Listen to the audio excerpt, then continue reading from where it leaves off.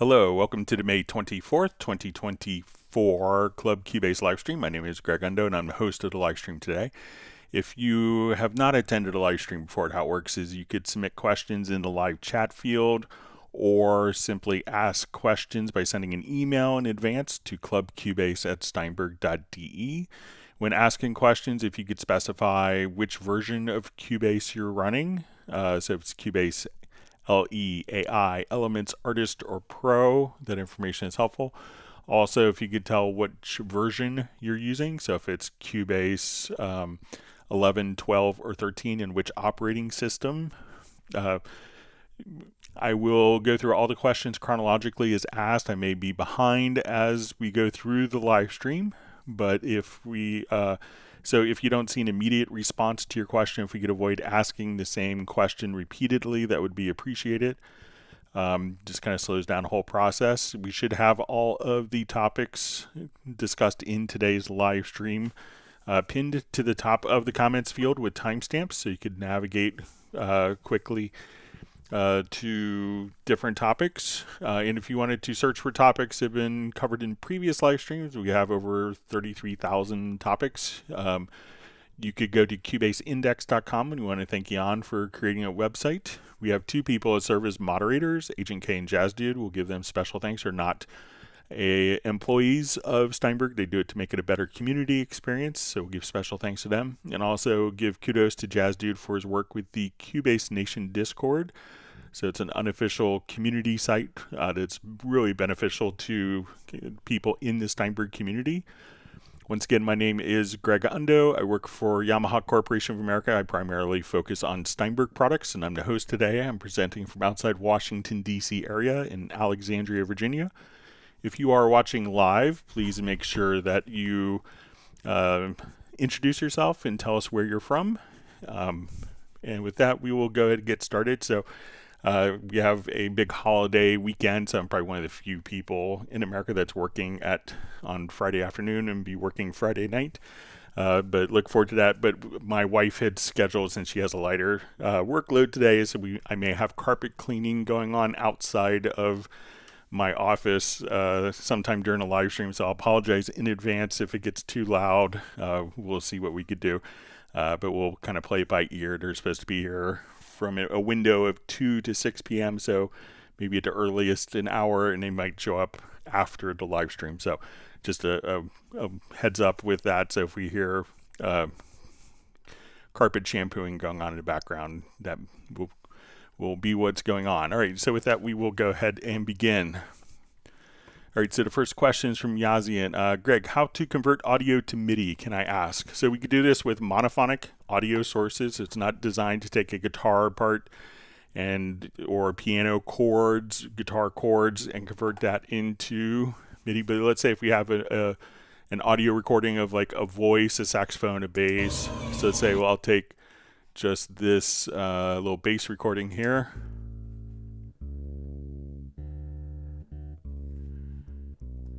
All right, so we listen to this.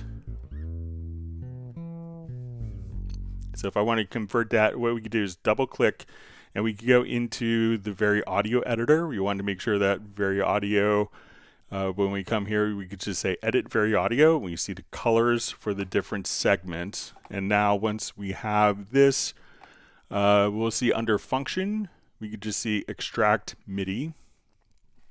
Before I do that, I'm just going to select a track that has a bass on it. So again, we will come over here to extract MIDI under the functions menu. I'll put it onto the first selected track, which is the track right here where I have a bass sound loaded up. And now as we play,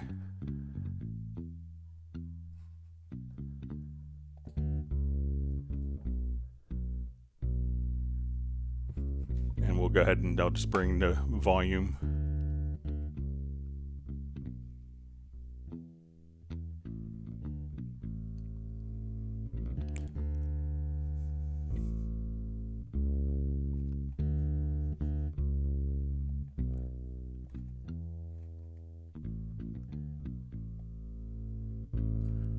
And if we wanted to look at the MIDI, we could just see it kind of laid out for us directly here. So that's how we could do it for kind of monophonic audio. Now, if you wanted to do it for something like replacing a kick drum in the sample, we could use, let's say if we have a kick pattern, it's something like this in audio.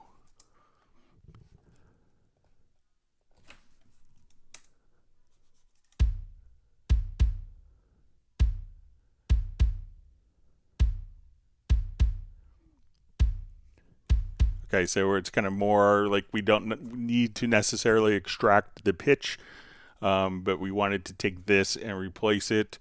At this point, I could just say, I think I have a Groove Agent kit loaded up here, but what we could do is we'll double click, and if it's going to be for more just rhythmic elements, we could go to our hit points. We're going to choose to edit the hit points. And at this point, you'll see like this little create tab. You may have to expand this, and then we could just choose to create MIDI notes. We could put it on a particular pitch, so C1. And now if I wanted to come over here, we could just take this pattern up here, and let's just solo this. So we could choose to just turn that into MIDI as well. So we could just come over here. So if it's going to be kind of pitch-based material, what you want to do is use Variaudio. So once we go into the editor, choose Variaudio and then convert. And if it's going to be just kind of rhythmic stuff, use hit points. And then once we're in our hit points tab, what we want to do is just to make sure that we have just that, and then on a create submenu, just create MIDI notes. So you can do it just like so. All right, wonderful to see Daniel on. Says he has his snacks ready. Asks, how's my week? So my week's been going great. Looking forward to, we have Memorial Day holiday here in the weekend on Monday. So we have a 3-day weekend. So looking forward to that with our local pool opening in our neighborhood. So looking forward to doing that. But it looks like we have a lot of rain in the forecast. All right, so you see for Crappy Blonde says, hey Greg, I just updated the email thread moments ago with the stabilized tempo of the song. Still need to figure out the stretch warp to 4/4. Been cracking my head, but still can't figure it out. Yeah, so I got the files. It seems like it might be hard to turn it into 4/4, but I'll look forward to kind of reading your latest email right after the live stream. All right, so we have Majid Alizadeh.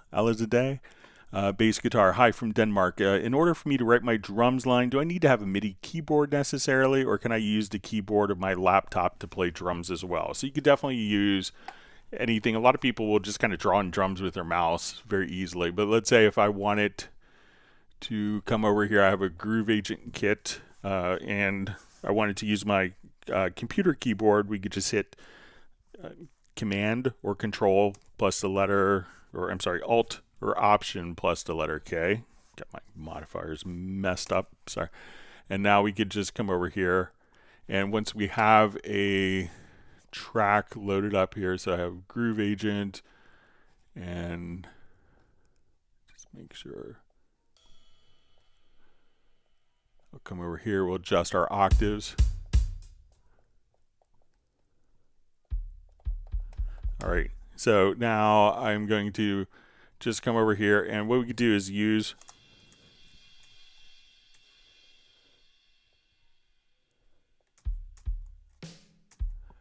so I'm just hitting my, if we look at this Q, we could just kind of come right over here, and so if I wanted to record in with that, I will just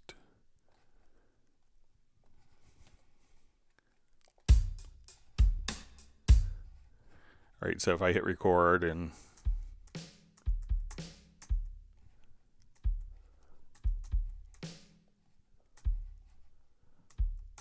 so we could record directly in there, but a lot of people, you know, very easily will just come over and say, okay, I want to build up a quick MIDI pattern and go into the drum editor.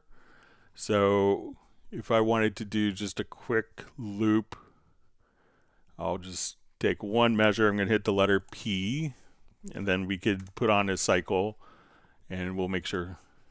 I just want to come here, and then you could just kind of draw in with the mouse. So you can say, okay, I want this.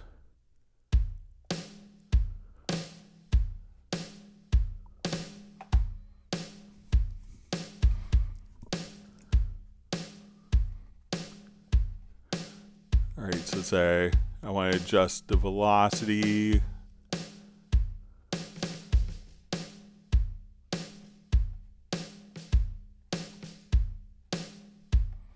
All right, and we'll zoom in here. So if you wanted to even be just on 16th notes.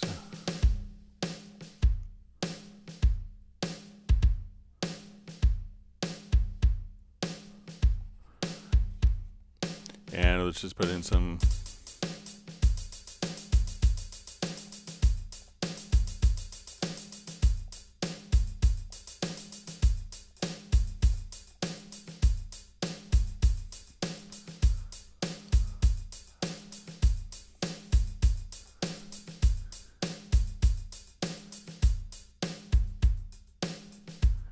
So you could just kind of do, draw in with the mouse. A lot of people do patterns just kind of like that.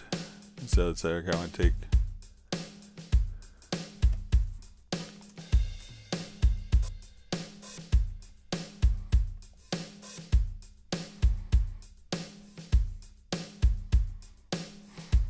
So it's very easy. So you don't have to have a MIDI keyboard to do it. Many people program entirely with the mouse, or again, you can come over and hit Alt or Option plus K, and then this would allow you to use your computer keyboard that you would see kind of mapped out here, and you could use that as a software controller. You may not get the dynamics that you would with a MIDI controller, but for just entering into data, consider using the virtual keyboard, or just kind of programming it with the mouse is very common. All right, so we see Jan from Stockholm just saying happy Friday to everyone. And just one quick programming note, we will not have a live stream on Tuesday. I have to go up to Berkeley College of Music on Tuesday for a quick meeting. So our next hangout will be on Friday. So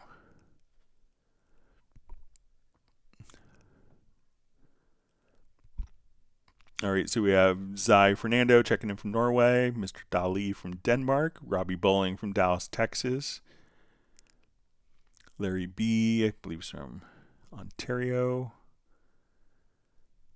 Right, we have Darren Flake saying happy Friday to everyone, and Crappy Blonde saying hi to everyone from Singapore. All right, we have Chiluminate saying hi from California. He's wishing everyone in the U.S. with a great long weekend, or maybe if you're not even in the U.S. All right, so we have Shirash from India. Thanks for joining us today. John Costigan from Kenosha, Wisconsin. Chase Bethia, wonderful to see you. Yeah, so you see Chase says, hi Greg, did you get my email about the Nuendo article in Recording Magazine? So I did, I passed it on, but I think the link you sent had like a little, like you had to pay to get the actual link. So I don't know if you have a different link that's not under kind of a paywall that you could share as well, so I could pass that along as well.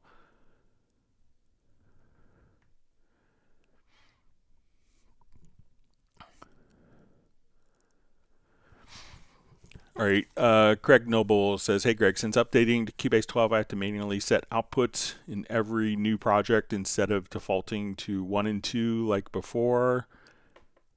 Okay, so I don't think that there is anything that changed with that, so I'm not sure if you're starting off from a template or not, but one of the things you could do is if you go to your studio menu to audio connections, and I'm not sure if you're utilizing the control room or not, but try to come over here. So let's say if you have it in the output, try saving it as a preset here.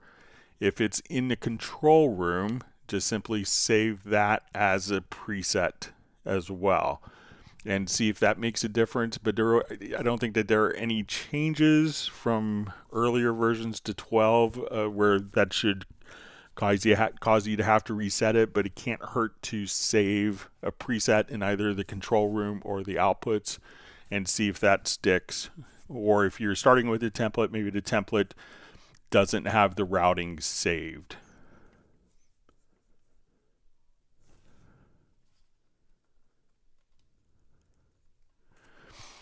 All right, so we see a question, how to edit recorded vocal. All right, so let's go ahead. Just save this quickly. All right.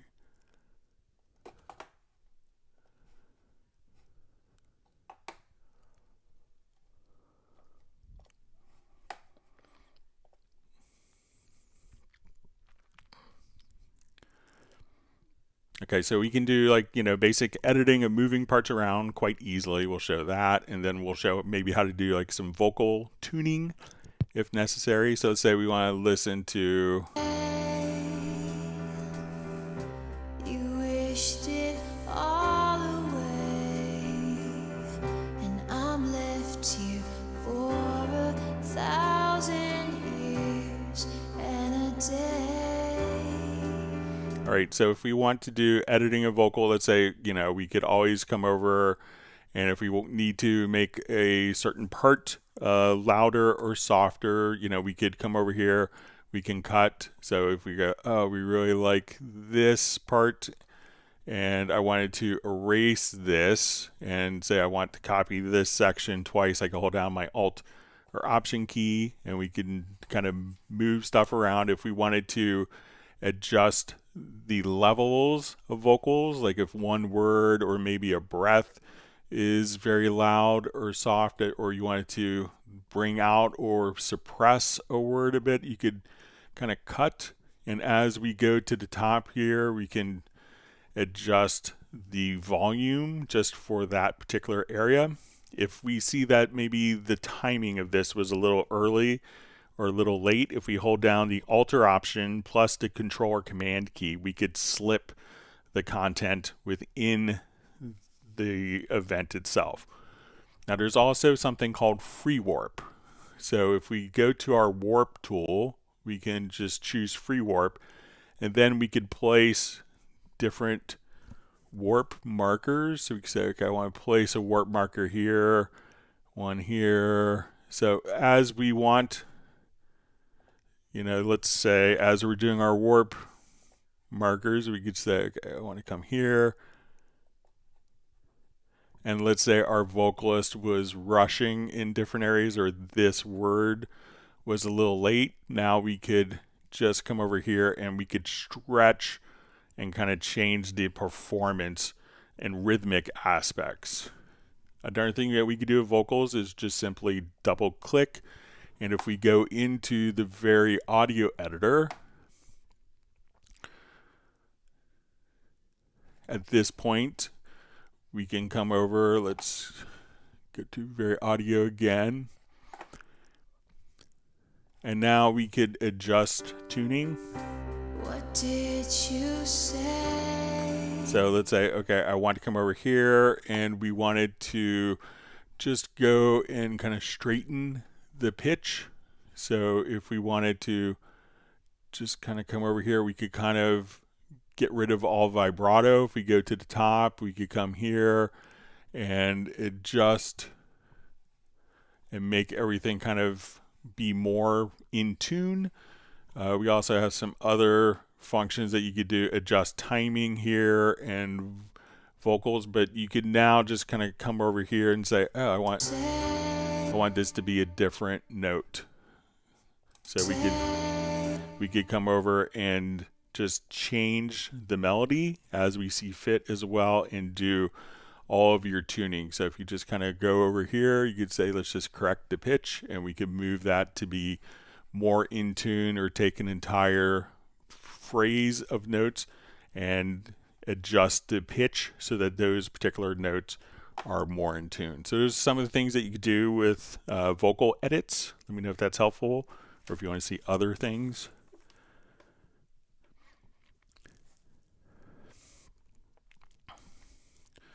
All right, so Eric Fox asks, hello, Greg. Is there a way in Cubase 13 to convert ARPs from third-party synths into notes to be able to edit them? Regards. So it really depends on if the instrument is set up to output MIDI.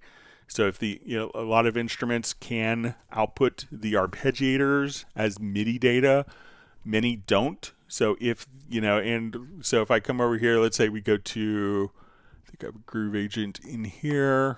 So we have, for instance, like if I go to my Groove Agent, I can come over, and if we add a MIDI track, now the Groove Agent is kind of instantiated, I could set the MIDI input port from Groove Agent. So this way Groove Agent has its own kind of arpeggiator patterns that play, and Groove Agent could output, that is designed as a plugin to output that MIDI data so that it could be captured into a DAW. If the third-party plugin isn't set up for that, Cubase can't make it happen within the third-party plugin if it's going to be designed to be only working internally within the plugin.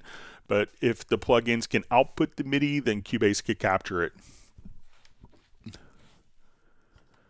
All right, so Daniel's wishing a happy Memorial Day. So, yeah, it looks like it's going to be raining most of the time, but it'll be nice to be home and spending time with family.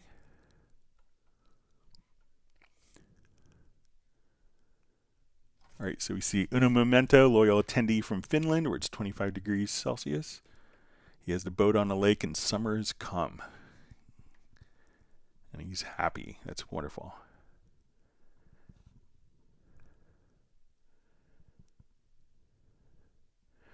All right, Michael Pierce is joining from the United Kingdom, where it's a sunny and vaguely warm UK. Mind you, it's not June yet, so they haven't hit peak rain season. All right, great to see Roland Stuff checking in from, sending warm greetings from sunny Sussex, England.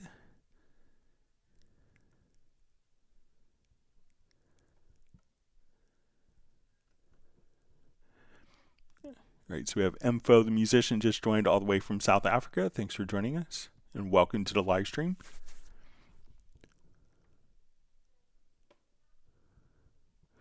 All right, Darren Flake asks how to stretch an audio file on the project to make it faster or slower while keeping the pitch and ignoring the pitch for effects. Okay, so if you want to take any audio file, let me just jump over. We'll show you kind of easy way to do this.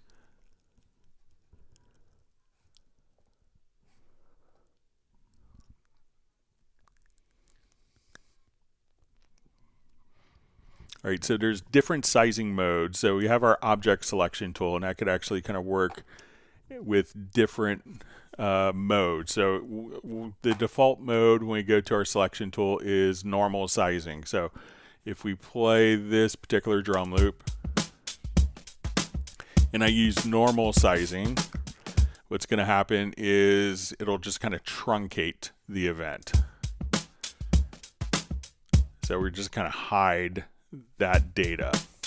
Now the secondary mode of this is sizing moves content. So I can say I want the start of this event to be here, and we'll let kind of the beginning or ending fall where it will.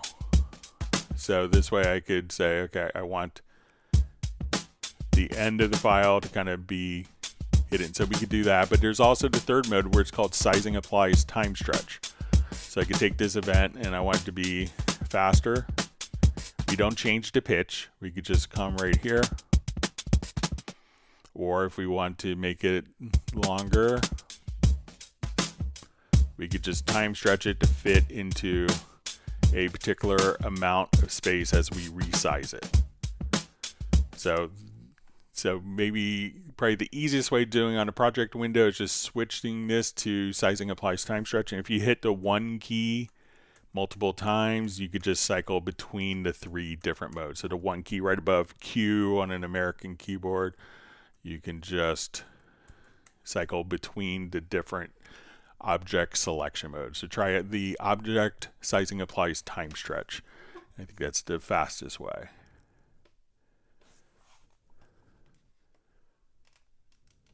All right. I just see my chat jumped on me, so let me just find my spot and pop it out.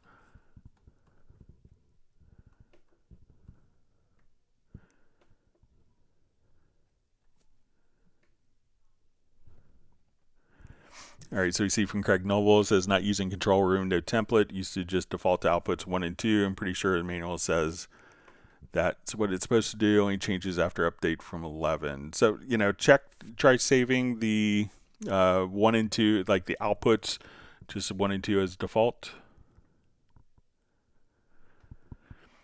All right, we see Brian Sawyer from Beulahville, North Carolina. Great to see you. We see Gen X saying hello.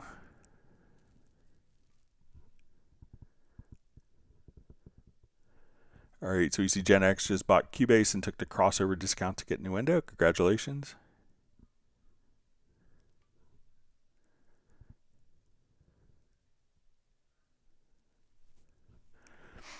All right, so we see from Chiluminate, hi Greg, how do I import different drum patterns or isolate part of a pattern, example, kick only into my song to get some ideas going? Thanks. So I'm not sure if when you say patterns, if they're MIDI data or not.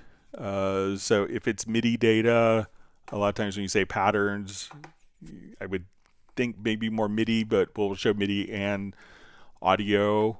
So if I want it to come over here, so let's take a MIDI drum pattern.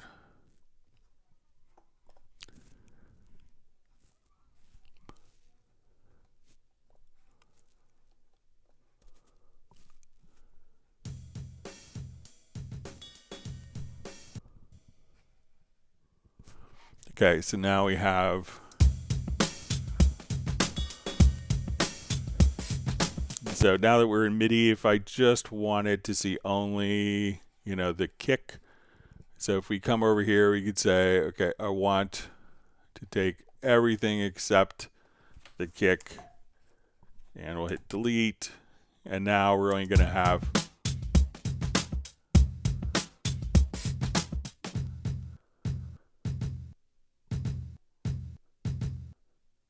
so then we could isolate just to the kick. If we wanted to do this with like some internal tools in Cubase, I could go to the sampler control here, and we could drag and drop this. So we've added a sampler track. We can go to slice mode, turn it on, and at this point we see this little MIDI icon. I could drag and drop that into my project window. So we'll just make sure that we're going to only solo this. And now what you can take is each of these slices.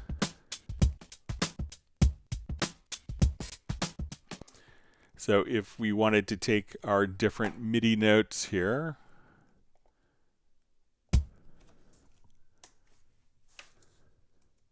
so take it out of step mode, sorry.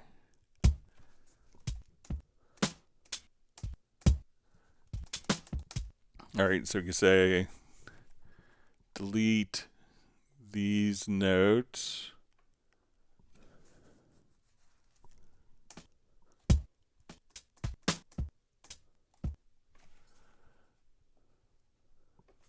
Delete these slices.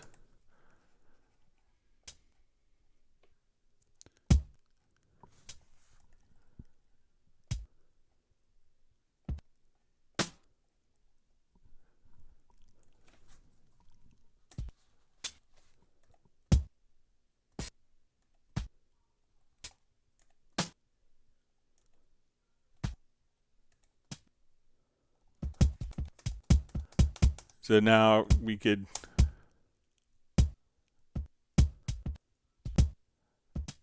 so once you kind of do slices, you can kind of come over here and do, you know, get rid of different elements, or if you wanted to also just come over here and just randomly change the pitch on these particular notes, you could come over here and just say, okay, I want to take this, just turn off this, sorry.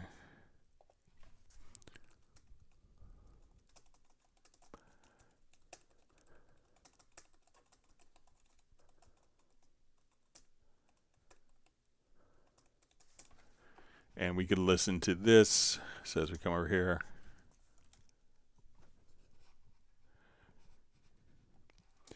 So, you know, you could kind of do random stuff with slices as well. So once you're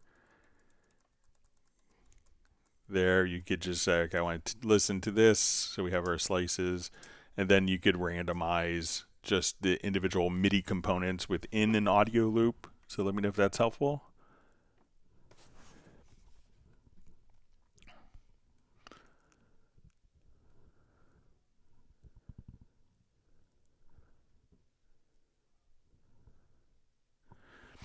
All right, so we have the Churaji group says, hi, Greg, can we import a project back into Cubasis yet? So, you know, obviously Cubasis is going to be a subset of features of Cubase. So I think, you know, since there's a lot of features in Cubase that aren't in Cubasis, that you can't go from from the much larger tool into kind of a tool, you know, with that doesn't have the same features. So you go from Cubasis and import those into Cubase, but not the other way around.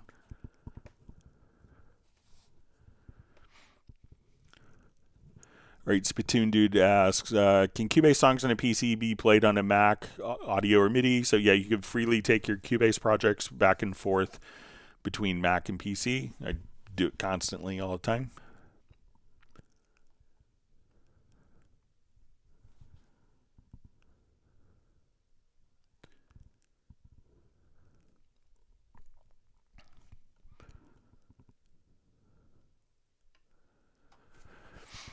All right, Roland Stuff asks, hi Greg, rather basic question, but how can I erase a warp marker if I want to remove one if things have gotten a little clogged with markers in a section of an event? All right, so let's take a look.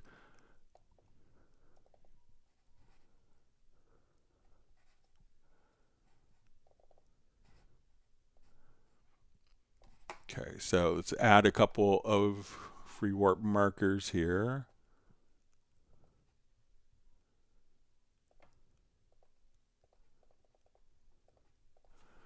Okay, so I think if you just hold down the Alt key, and as you hover the Alt or Option key, that you could then, you'll see it turn into an eraser.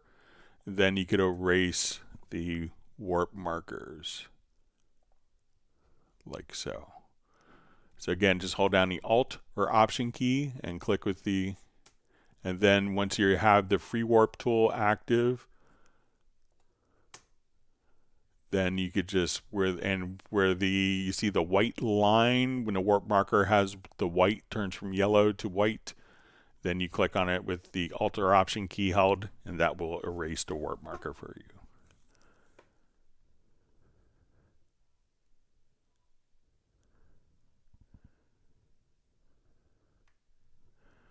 All right, Chiluminate asks, hi Greg, how do I pitch correct an audio file? Example, this singer is out of tune. Okay. Just open up. So Variaudio is a wonderful resource for this. Let me see if I...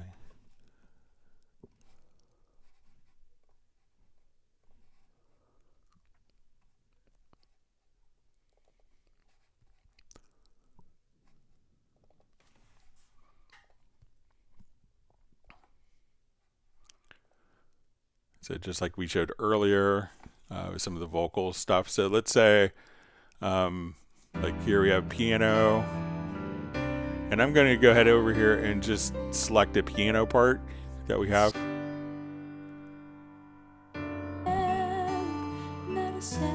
And I'm going to tell it, I'll go to my chord track and we'll say create chord events. All right, so now I'm going to double click on my vocal file and we'll go to the Variaudio tab. So at this point we'll say edit Variaudio, and now we'll see that each of the notes will have just a little segment here. So this is almost like turning it into very similar to MIDI. You know, we can think of these almost like MIDI notes. You stare at the ground, not a sound. Tell me why. Now we could also come over here and we have different smart control mode. So as we hover over notes, we could have the default mode, and I always like to see all smart control options. So at this point, if I wanted to select a phrase, if we go to the bottom center, we can just move these notes so that they're more in tune. So some of the notes, we can see that we're slightly out. Now we'll listen to it. Stare at the ground, not a sound. Tell me why.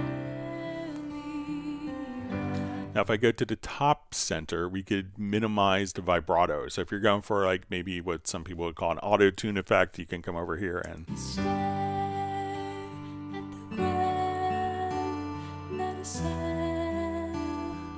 Tell me why.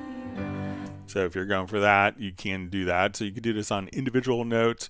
Now some of the other things, if I want this note to just last a little bit longer, I could just stretch that note. Sound, tell me why. Now if I wanted this last word here to last longer, or to be louder, I could come over here and I could just adjust the volume just on that one word. Now if I wanted to shift formants, we could go to kind of the lower left hand corner and we could shift formants. So if you wanted to, if as you changed the pitch, if it sounded a little Mickey Mouse-ish, you could do stuff like, you could help alleviate that change in tonality by using formants. Now we could also do other things like, okay, like I want to take the pitch, and let's say we just want, like our singer was drifting flat here. So we could adjust kind of the tonality, and I could move over this little arrow here, and we could say, I just want to adjust kind of the tonality just from, a particular point. So we could pick kind of points that we want as we do kind of transitions of notes, especially when notes are kind of on top of each other. And as we adjust transitions, we could pick points right here with this. So, and if we wanted to hold down, we could tilt the pitch of notes holding down the Alt or Option key. So lots of great functionality that we could do here. So I want to adjust the pitch only from this point. We could just move this little kind of diamond and say, okay, now I'm only going to adjust the transition notes. Or if we don't want to affect the transitions between like these notes, I moved over these little anchor points here. So let's say we move these. And now as I straighten the pitch between those two areas without affecting the transition. So, and once you also look at this, and you may notice that when we started, we could say, okay, we had the chord track. We could go into our scale. We could say use the chord track, and we got the scale from the particular piano part. And we could choose to now quantize pitches to the key of the chord track that was determined. So I think it's G major. So now we could just choose to quantize pitches, and all the pitches will just, so we come over here, we can say, okay, let's quantize to G major. Or we could also choose different color schemes where you can say, let's go to our scale. So we can see that these notes are within the scale, these notes are within key. If I move this note to, a different area, we could actually adjust the, the color of notes can indicate exactly if the notes are going to be in or out of key as well. So it's some of the things that you could do within how to tune vocals within Cubase with the Variaudio, and that's in Cubase Artist and Cubase Pro Nuendo.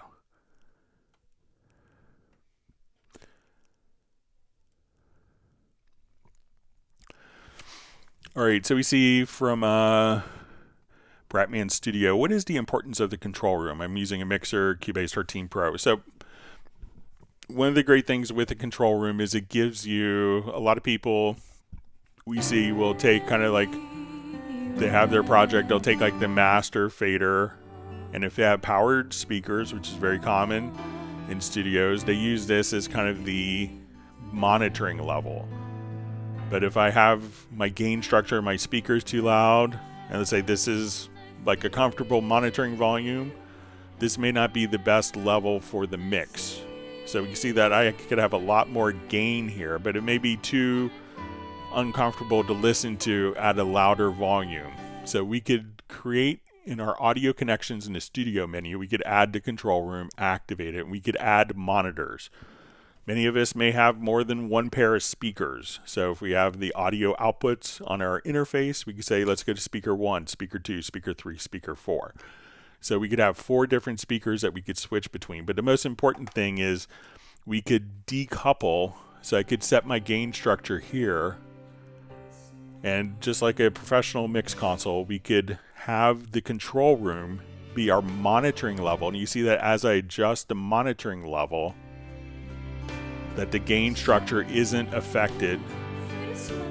I have the same gain structure, but I could come over here and adjust my monitor level. We could also set kind of, if we wanted to dim the signal, or if you wanted to set kind of a reference point, you could come over here and just say, okay, this is my known, this is as loud as I want to get for my mix. You could set a reference point to do that. There's also going to be different functions for your monitoring path. So let's say I want to come over here and we have down mix presets. So I can say, okay, let's listen to it in mono.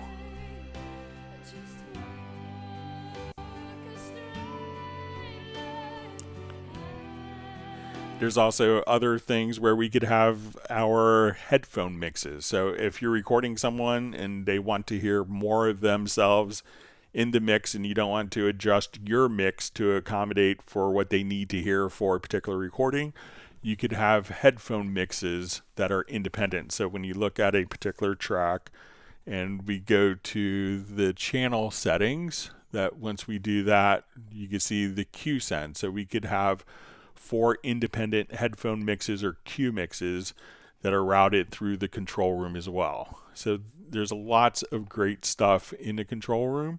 And you could also, since it is just the monitoring path, you know, one of the great things is if you have plugins that are doing like room correction, you know, or tonal correction, making up for deficiencies of your home studio monitoring environment, you could have these plugins, and these plugins are just for the monitoring path and will not be included when you export a file. So many systems, you place a plugin on, it's correcting your room, and then people accidentally leave it on and render the file, and it's like, why doesn't it sound right? You know, I had the room correction on. It's because you applied the room correction that's supposed to be just for your monitoring purposes, but then you've applied that into your file.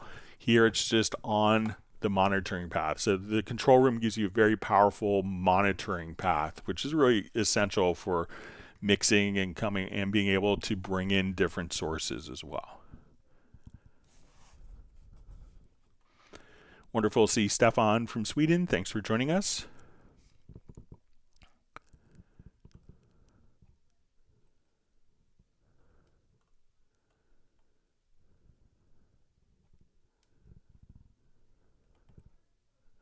All right, my chat field just jumped. All right.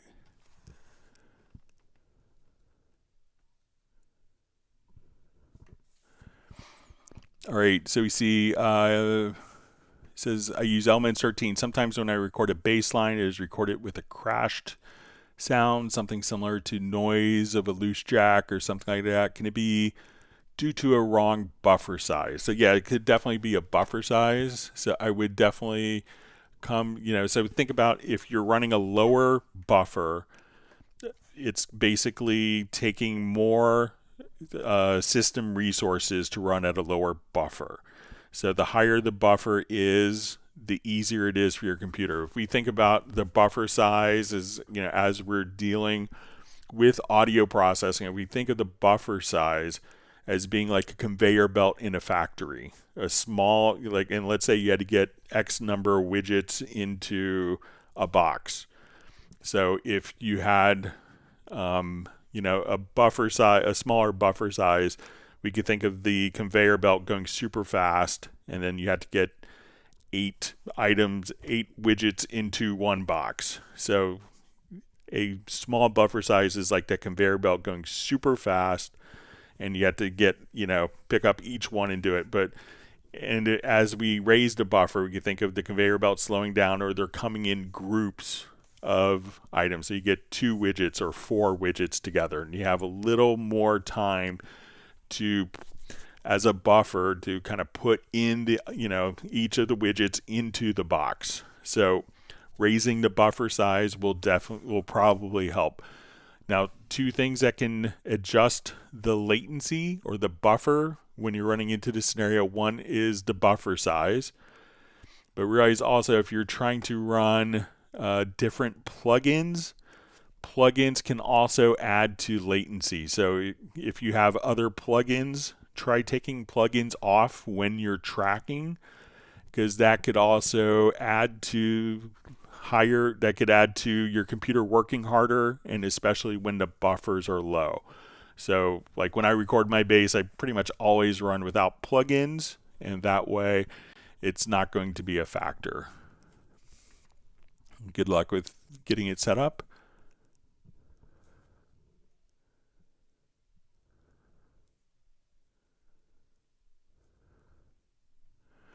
All right, Darren Flake asks, can you also time stretch or pitch shift while changing the modes as tape, for example, while hearing the switches changes? So if you want it to behave kind of like a tape machine, we could set that up, and we'll show you how. So let's say we want to take this project, and we want to do like a vary speed type function. So let's say we're listening to it. We're going to activate. Our tempo is set to 100 beats a minute. I'm going to add a tempo track here. All right, and I'm going to select all of my audio events. So here we would set our algorithm, and we could do this in the pool window.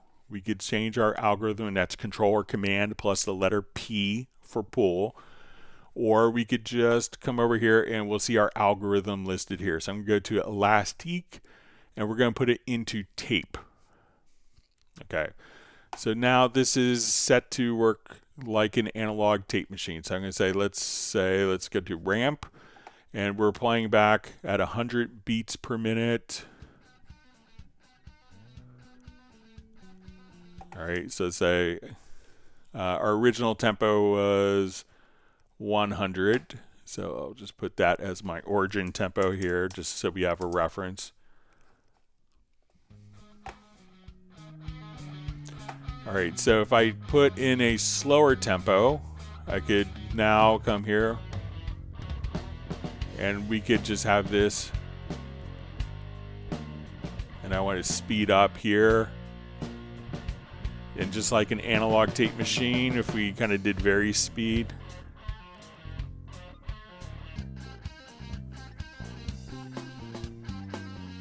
And let's go ahead and just kind of ramp that down. So now this is just going to kind of slow. And as the tempo slows down, the pitch will adjust, and we can hear it in real time, just kind of like an analog tape machine.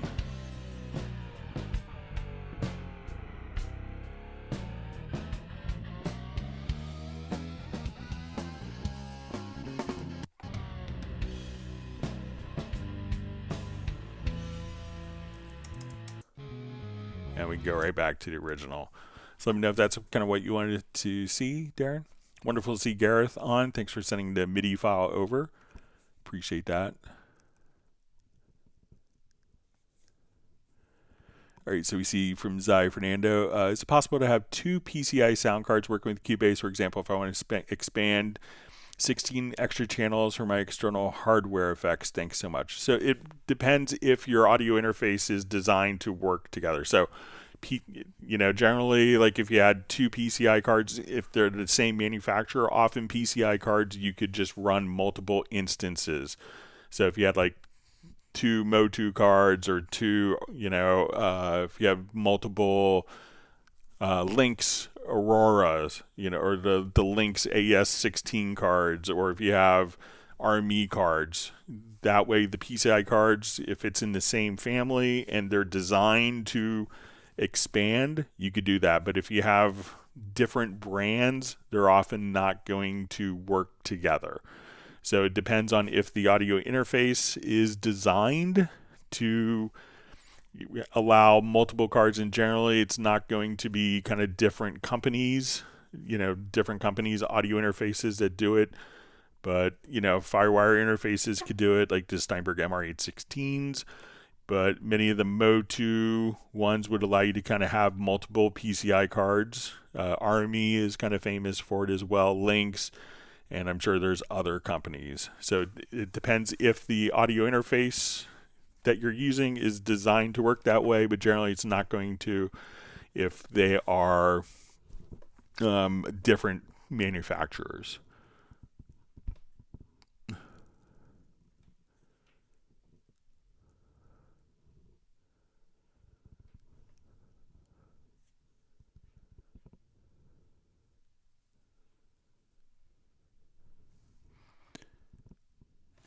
All right.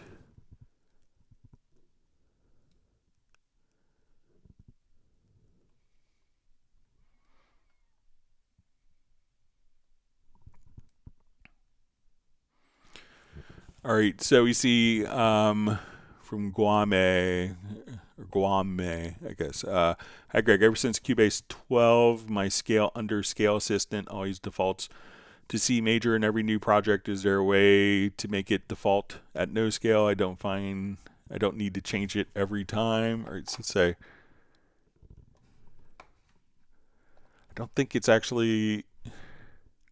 So let's say we add an instrument track here. So I don't think it's actually doing anything unless you, so let's say if we open up our MIDI editor here, sorry. All right, and let's say we go to our scale assistant here. So I don't think it actually, so it may show C major. So when we come here, but it's not doing anything that's restricting you not to be in C major unless you are specifically showing like the notes or snap editing. So now if I come here, I could only snap to notes within C, but if without me turning on, like doing anything with the snap live input to snap pitch editing or quantizing pitches, the scale has no impact until you actually do one of these things. So I don't think it's, it's not going to change any of your MIDI data unless you specifically activate one of these four options here. So, so I think it's not going to actually, well, it may show C major just so that it has a placeholder. So you say, oh, this is where I put this key if I needed to, or I could use the chord track. But it's not going to actually have any impact until you actually specifically engage it.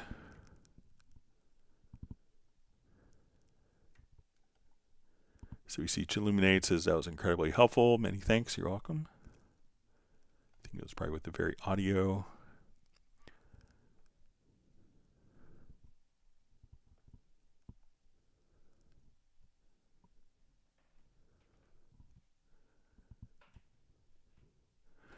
All right, so we see from Roland Stuff says, thanks, Greg. Unwanted warp markers now easily erased.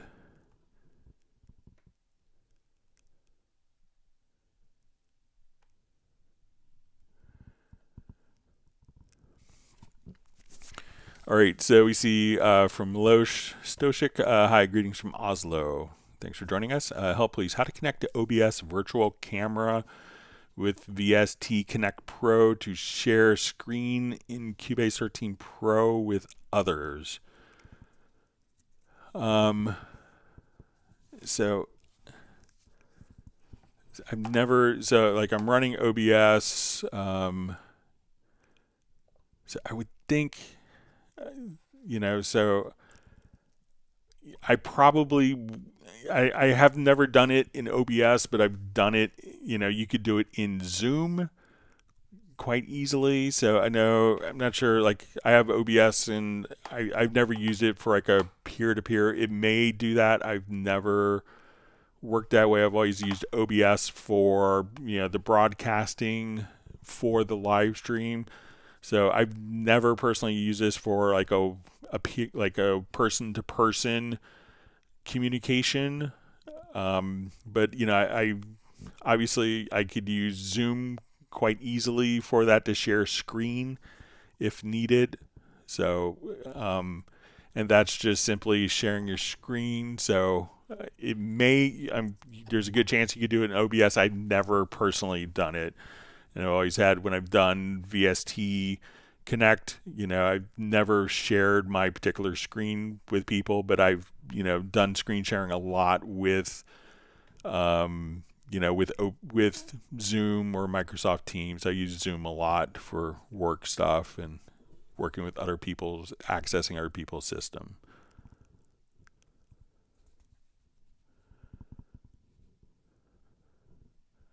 See, Daniel says he finds it useful to see the same thing shown multiple times. Helps him remember. Yep, like after a while, you don't have to look up how to tie your shoes. You just got it down, figure it out.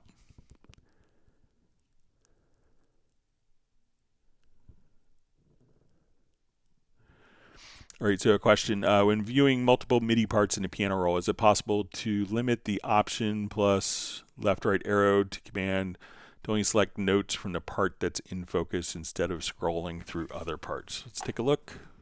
See if we could figure it out for you.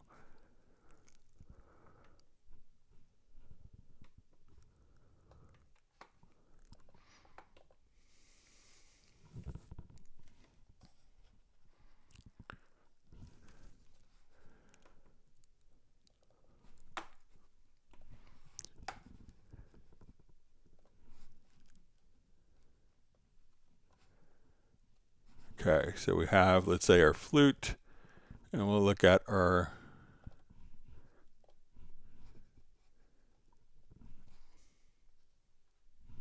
cello part here. So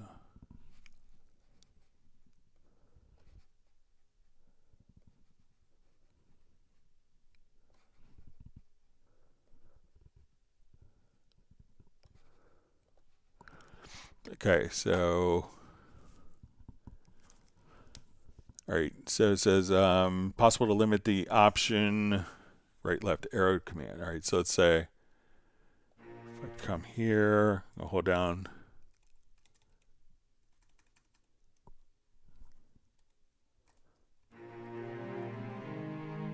All right, so I have two parts open here. I have my settings.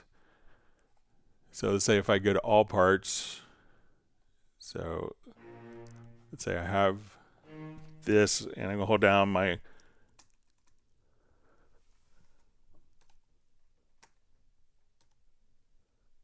okay, so try setting this when you see these three all parts on active track. So now that I'm here, so we can navigate here. Let's, if I do control or command, I can do this. Let's hold down.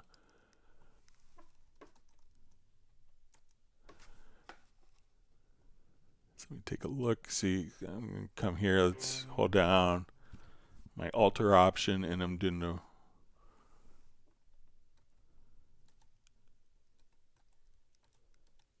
so there I'm just extending. So it looks like so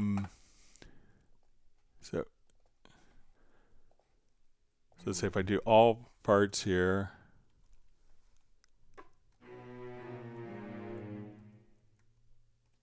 so we could extend that earlier or later, and it looks like it's only going on the one part. And if I hit like, so we could extend, and that's what the alt, if I hold down my command, I could nudge the events. So let's take this event, and if I hold down shift, we could kind of nudge and extend the particular notes like this, and it's not switching to the other part. Let me just,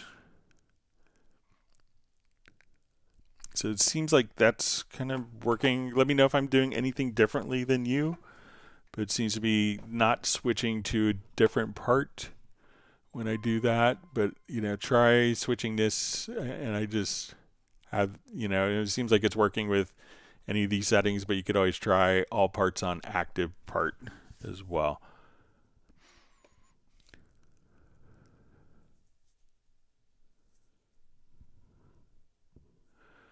All right, so we have, I'm just want to talk. Hi, Greg, question for you. What did you think is the future for Cubase developers' focus right now, and the future focus in all DAWs in general add this day? Greetings from Puerto Rico. It's a beautiful island, been there a couple times. So I can't really communicate probably what their thoughts are because I could be on a non-disclosure agreement. I think a lot of people expect AI functionality, but I'm not sure, if that's what people's expectations are versus kind of reality. I think that there's a lot of people want to, like I was working on a project with my sister-in-law where she sang a song, and she's like, "Oh, now put all the instruments on. Can't you just hit that button?" And it's like, okay, it takes a little more, a little more effort than just like hit a button and have like a backing track that immediately fits. I think that could be some people's expectations. But I think, the concept of, I think what the Steinberg developers have done a really good job with is, incorporating so many things within kind of a cohesive workflow so that you don't have to leave your editing environment. You don't have to leave a single kind of workflow, a single, I think what's really disruptive is sometimes, you're doing something in one program, you go to a separate program, and then like all the key commands are different. The Windows handling, just basic concepts aren't cohesive when often using different things. And instead of having to buy lots of third-party plugins for kind of useful functions, I think that the plugin suite that you get with Cubase would negate the need for a lot of external solutions. And when you have external solutions, if they aren't updated when the DAW is, or, like we had a long time where UAD plugins weren't working with Apple Silicon processors. So, a lot of people were upset with that. So I think if you could avoid situations like that and kind of have all of the workflow kind of fall in together, that's what makes the Steinberg solutions really appealing to so many people.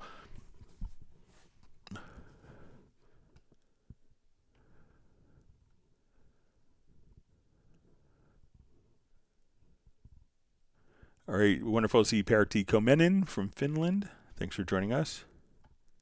Great to see you on so many live streams.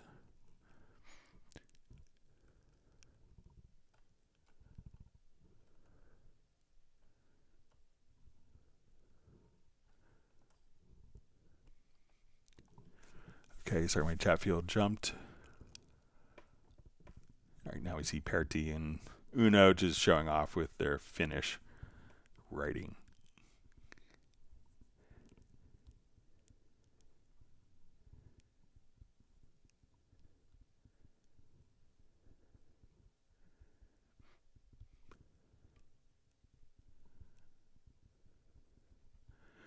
All right, so we see Greg, my user VST3 presets is pointing to my OneDrive, but I wanted to use the VST3 presets folder on my local disk.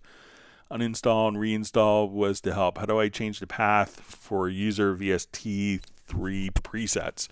So what I would do, so we go to your media bay under media menu. So as soon as we open up your media bay, come over to where you see probably this computer, you'll see all of your hard drives. And wherever you have like the OneDrive, you can come over and just choose, when you do this, where you see your OneDrive kind of listed, and go to where your VST3 plugins location is and just uncheck that particular folder. And then at that point, you could just, uncheck that drive, and then you could have that particular folder on your OneDrive, and it will be ignored by Media Bay, and then it'll just go directly to your default user content. So go into your Media Bay, go to under My Computer where you see your OneDrive, just uncheck it, and then Cubase isn't going to look there for any media. Wonderful to see Razel from Denmark. Thanks for joining us today.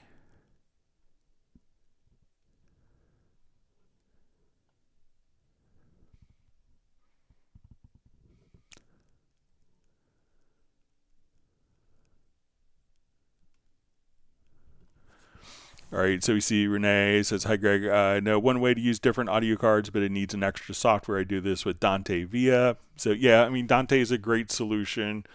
Dante Via could be a little messy with some stuff, but if you wanted to be able to chain, multiple converters, multiple mic pre's, microphones, you could, Dante is a great solution because Dante is handling all of the clocking internally. So, yeah. But yeah, that's a good suggestion.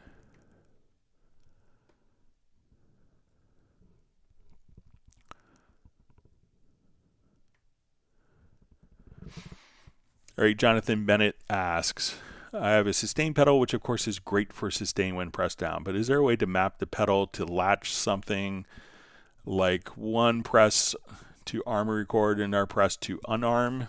So let's say if we wanted to set that up, so there's a couple different ways. So let's come over here. Let's say I have a MIDI remote. I'm going to add a new MIDI remote here. So we'll just...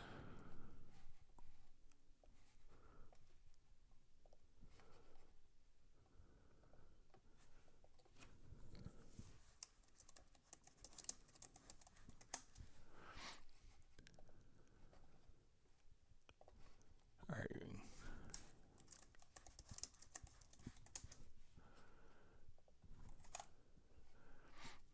All right, so we're going to say this is coming in from my panorama.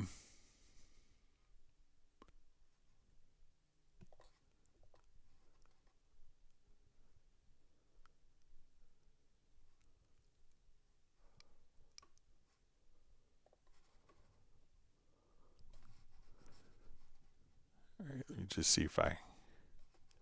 All right, so now what we could do is I'm just going to come over and say we want this to be like a button. And then I'm going to hit my, I think I have a sustain pedal here underneath the box on my desk. All right. All right, it may not have this defined to the right. Let me just see if I have another. All right, so I'll come over here to my Nectar controller. Okay. So you could kind of set it up where now in the MIDI remote, so we're going to, we could add devices, but I'm going to come over here. And once you have the device, and we'll show two ways of doing this. So I'm going to add a trigger pad here, and I'll just say, okay, we'll put it here. And now I press my sustain pedal, and it learned what my sustain pedal is. So now what I want to do is we'll open up. Let's say for this, we're going to come to our mapping assistant. And at this point, we could just go to, let's say, ARM record enable. So we'll go to transport, and we can say record, and I'll apply mapping. So I'll come to this track here.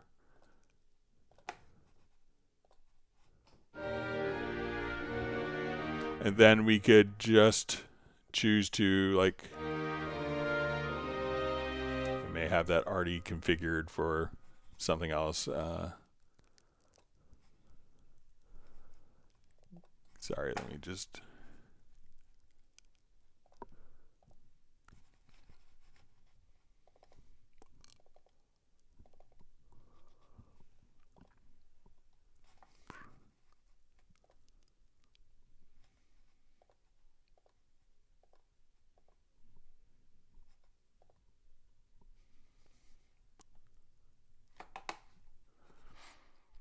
Okay, so like even now we want to come over here, let's say.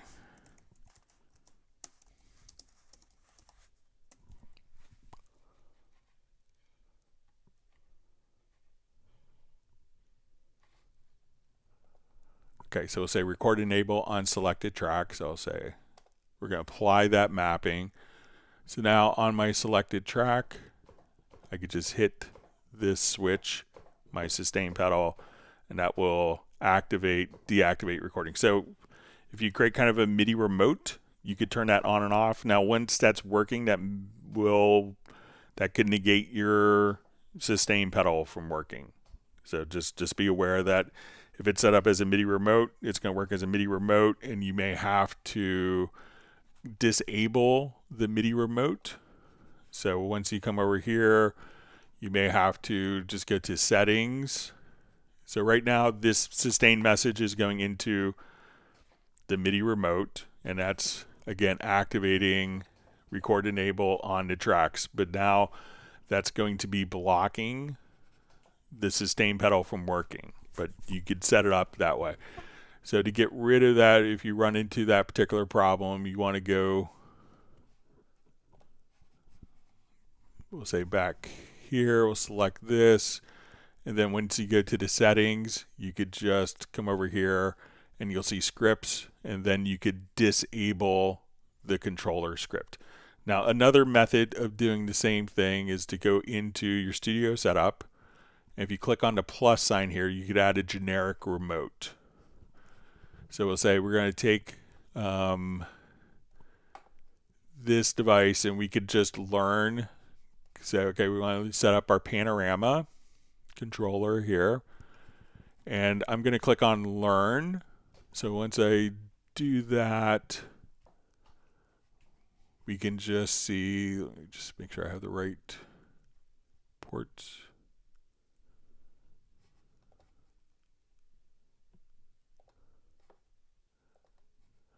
All right, and then here we could just say we want to go to transport device, and then you could just say, and you could choose record enable.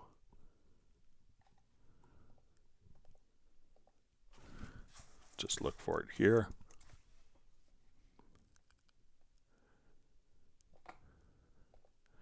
So this way, every time you hit a foot switch that's coming in, you could now, at this point, have that do that. But realize that once you have it set up, that, you know, you'd have to go in and kind of turn that off for your sustain pedal to work.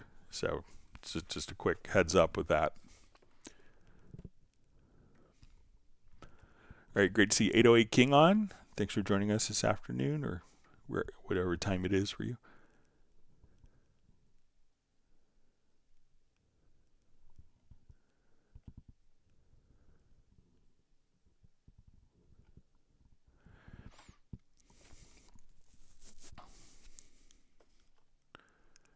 All right, wonderful to see Tim K checking in from Zeist in the Netherlands. All right. So you see just a comment and discussion from Gareth was asking Jazz Dude, so what was fixed regarding VST3? So it's VST3 plugins have kind of a unified folder where they're all installed to, whereas VST2, they can be installed in hundreds of different folders. So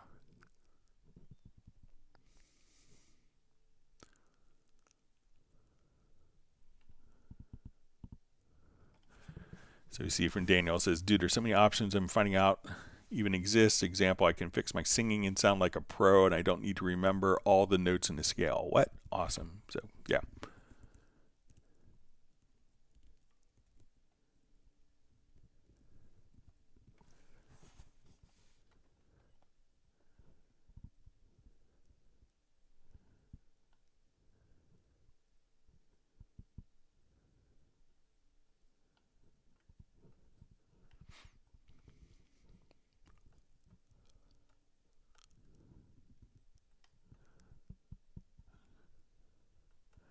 Okay, so just see, Stephen Cormick Music says, I'd love to see tighter integration with Dorico. I think that's, the ultimate goal is to have tighter integration. When Dorico first was released, obviously we had to, I think that they were kind of built from the ground up to eventually integrate the function, have kind of cross functionality between the two programs. But, we had to make sure that Dorico, just tremendous development that the Dorico team has done in like 6 or 7 years to be the most powerful notation program in the market.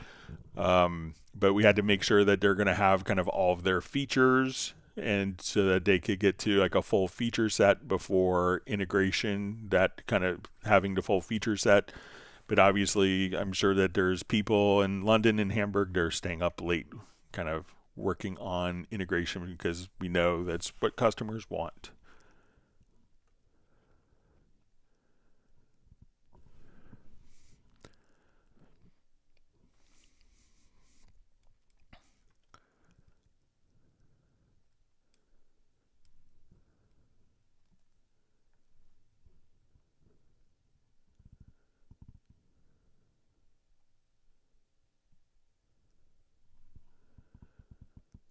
All right, so we see Guame just says, thanks for response. The editor scale definitely hides the out of scale notes for me without any of those options checked, though. I have to go with a template save workaround. All right, so let's say I'll just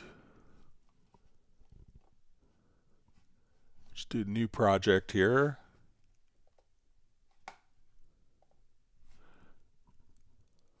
All right, so it could be, let's take a look. All right, so let's come over to, all right, so I'll just add a quick instrument track here.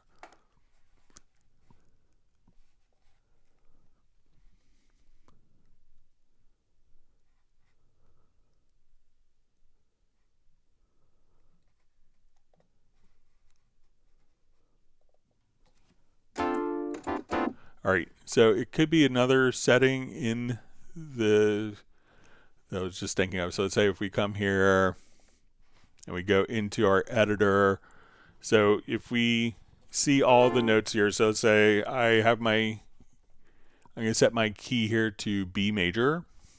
Okay, so, and I'll just record something entirely in C major.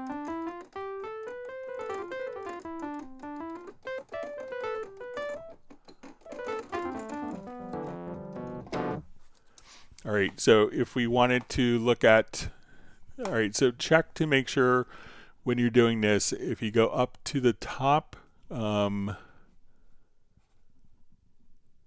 could choose, all right, so you could say show pitches with events. All right, so here we're only showing that, but here we can show pitches with the scale assistant. So let's say I had B major and we zoom in here. I'm only going to see notes that are in B major. So let's say if I say, okay, we only want to see notes that are in C major, that we could restrict this. So maybe you just have this turned on. So make sure that you just don't have this icon turned on, and then that will only show you notes that are in C major. But if you turn that off, this way you could choose to only look at the notes that have pitches, or we could show pitches from the scale assistant, so that would show only C major. But once this is deactivated, then it's going to show you all of the notes in the MIDI editor. So make sure you just don't have that turned on. And let me know if that's helpful for you.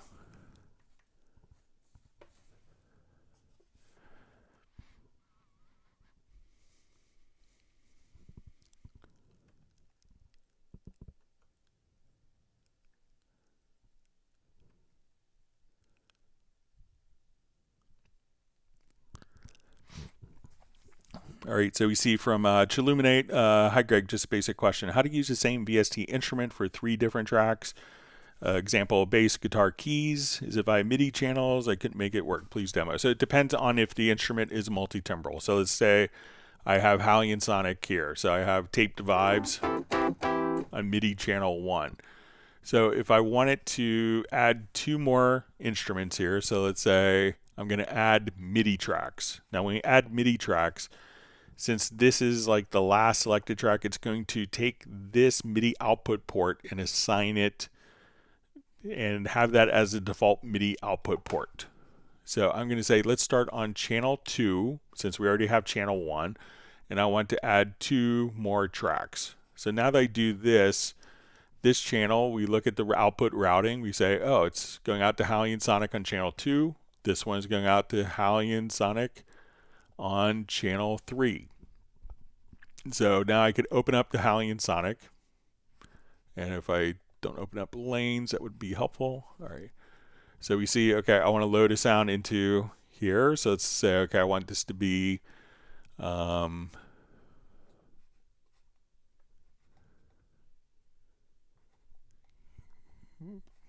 do like hypnotic dance. So we'll say, okay, channel 3 is going to be this pad.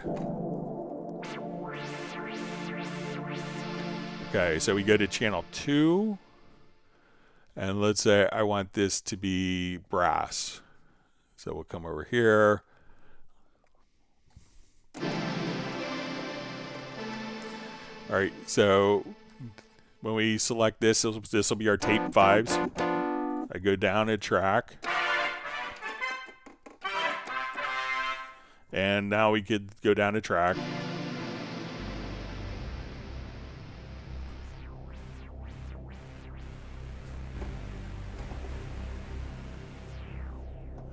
So now, and what's even cooler about this is as we select a different track, we can see that that's the editor window is in sync with Hallian Sonic, so that whatever you select here will be visible there. So, but start with an instrument track, and then add MIDI tracks, and then, you know, increment the MIDI channel up by 1. So if you start with 1, when you go to add a MIDI track,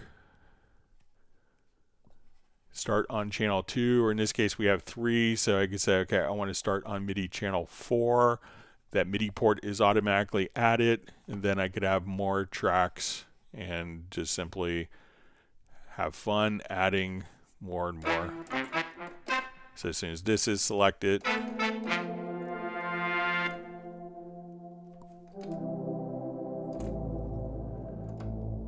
and if I wanted to layer all these together,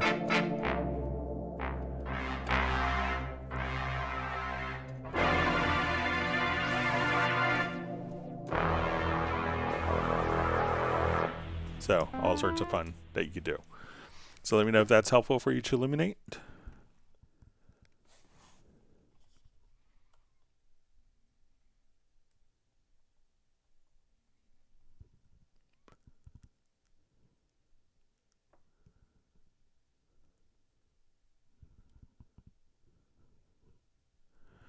All right, so Uno Memento is asking, do we have a Zoom meetup someday? So it'll be 1 week from today. And again, just another quick reminder, we will not have a live stream on Tuesday because I have a travel day up to Boston.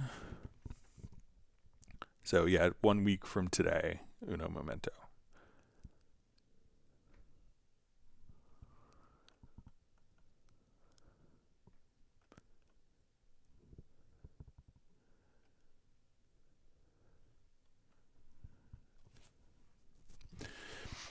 All right, Jonathan McPherson asks, "Hi Greg, thank you very much for these live streams coming to you from Chesapeake Beach, Maryland, not too far from me. All right, I was wondering if there is a preference to have the channel strip routed pre-insert as the default." All right, so you know when you come here, just for people who don't know, it's add an audio track, and a lot of times people, I'm not sure if it's by default, but let's say if I come here, you know, if we wanted the channel strip to come before inserts, that we could kind of click. right here on this tab, we could switch the order of the inserts, but I don't think it's by default. Let's see if we add in our audio track. I think it's, I don't know of a way of doing it by default. I mean, you could save it as a track preset, but that would only allow you to do kind of one at a time or predetermined number. But I don't think that there's a way to just immediately, so let's say if we're here,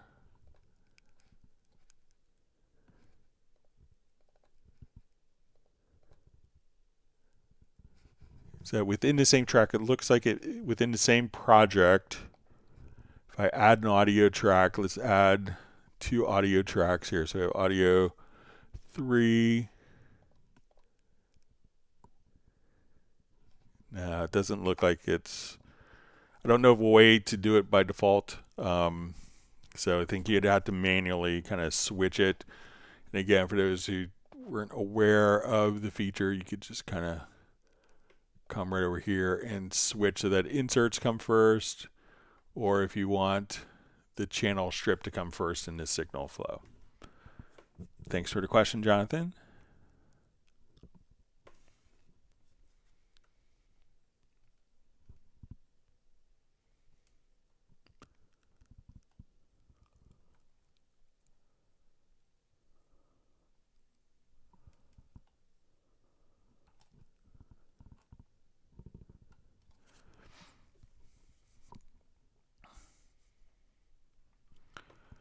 All right, so FlyV just asks, hey Greg, hey there Greg, speaking about MIDI remotes, how do I set up my play and stop and record buttons on my keyboard device? All right, so it could depend on your keyboard device, but you know, once you have it kind of set up in, so like if you have a MIDI remote script, that's always a great way to be. So if you have a MIDI remote script, you know, you could just come over, and once you have kind of like the layout of your controller, so I have a Korg Nano control, and here I could just hit play, stop, record, you know, directly from different buttons that are configured. If your device is set up, is configured to work as a Mackie control, if you go to your studio menu to studio setup, we could come over and just see kind of the plus. You could add a Mackie control, and that would allow you to set up like, okay, when I hit play, stop, record, if it's set up for Mackie control, what you want to do is add a Mackie control, and then you could set the input output ports, and then the transport should work. Just like we were showing the generic remote earlier, you set up, if we added generic remote, we could just simply come right over here and, you know, set the input output ports, and you could click on the MIDI learn button, hit the button, and then that will capture the message, and you can say, okay, I want this to do transport, and I want this to play. So this is more kind of a manual approach. I would create just a MIDI remote, and if you know, as you're kind of working with the MIDI remote, once you kind of build up the knobs, at this point all you'd have to do is to assign functions, and this is the beauty of the MIDI remote, is you could just right click and say pick up for MIDI remote mapping page, and say, okay, I want this for my Nano control, and I can say, okay, I hit, you know, let's say I hit the stop button, I right click, pick up for MIDI remote, I hit the button stop, and then I could apply the mapping. Okay, I want this for play, right click, and then I could hit the button and apply the mapping. And I want this for record, come right here, hit the record button, apply the mapping, and now those functions are assigned just that easily. So I would make a quick MIDI remote script, and then it's so easy to assign different functions that way. This is kind of the more contemporary approach, and if you want the more legacy approach, both will still kind of get you to the same spot. You could use like a Mackie remote or generic remote here. I would work on the MIDI remote and kind of define the controllers and do all of my assignments there.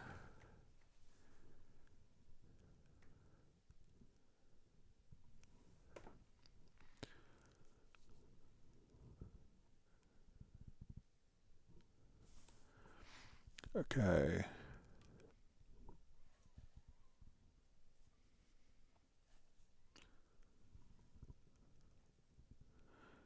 All right, so we have spa recording, saying hi to everyone.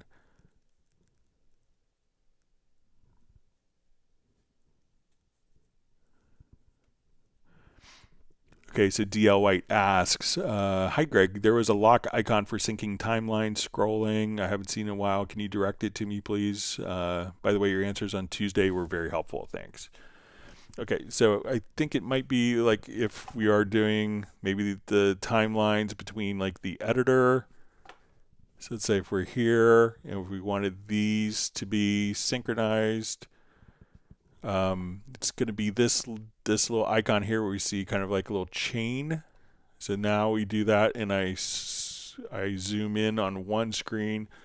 It's going to zoom in on the other screens like so. So without that engaged, they'll zoom independently. With that engaged, they'll zoom in sync. So let me know if that's what you were looking for. Thanks for joining us again from, I believe you're in Dallas area.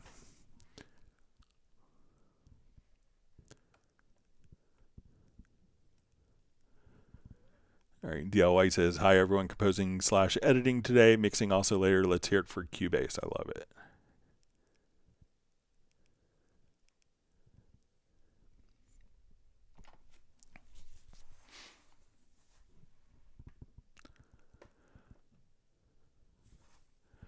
All right, Ace Amadeus asks, hi Greg, hope you're doing well with Cubase 12 or 13. How can I unmix and dissolve drum parts from a drums mix wave into separate tracks and with Spectral Layers 10 Pro and use it in Groove Agent?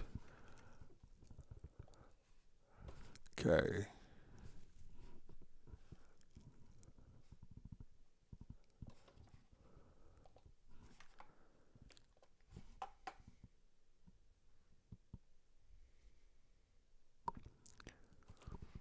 Okay, so let's say we want to make a quick sample here. So I'm going to take like this drum loop.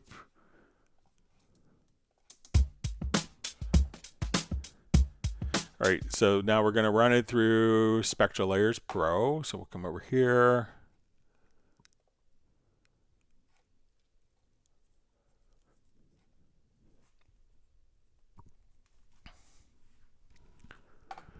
Okay, we're going to go to Unmix and we'll say drums.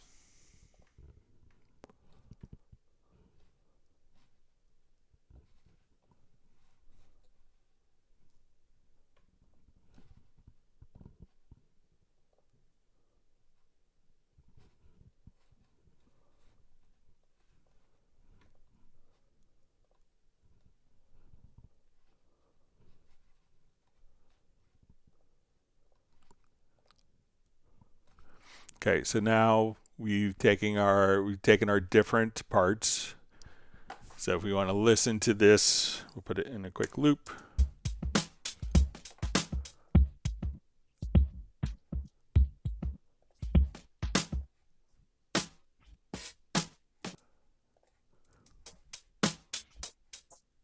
All right, so now what we could do is I'll just come here. I'm going to take like my snare. All right, so now basically we've taken this snare and we dragged it to a particular track. I'm going to now go to audio. We'll bounce selection. I'll replace the events. So now I want to we'll just listen to a snare here. All right, so we have this snare. I want to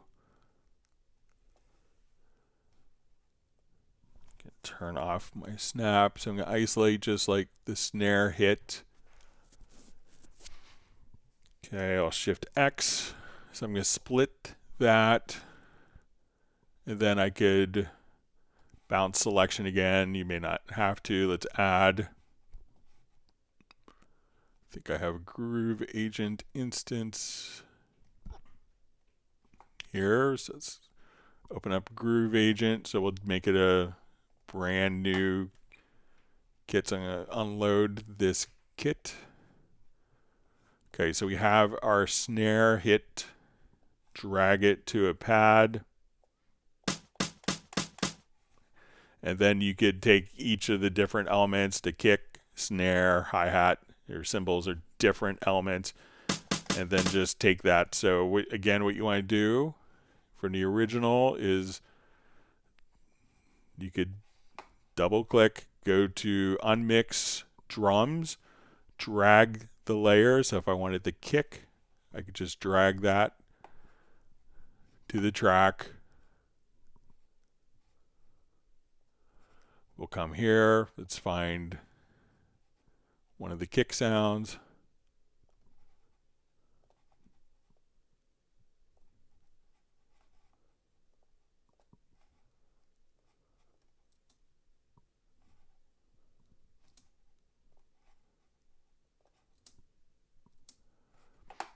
Oh, sorry, don't. And then you could just, at that point, bounce the selection.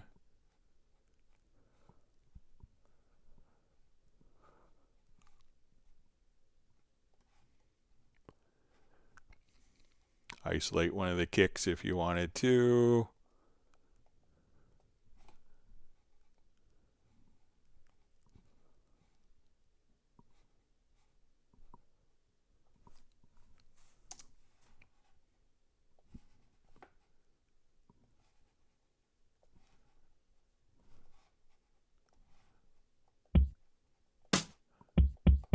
So you could just kind of isolate kicks and snares and drag them to Groove Agent just like that.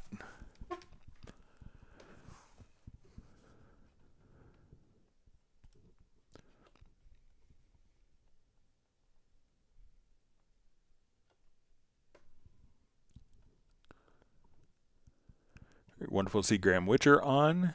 Glad you could make it today from Royal Wooten Bassett.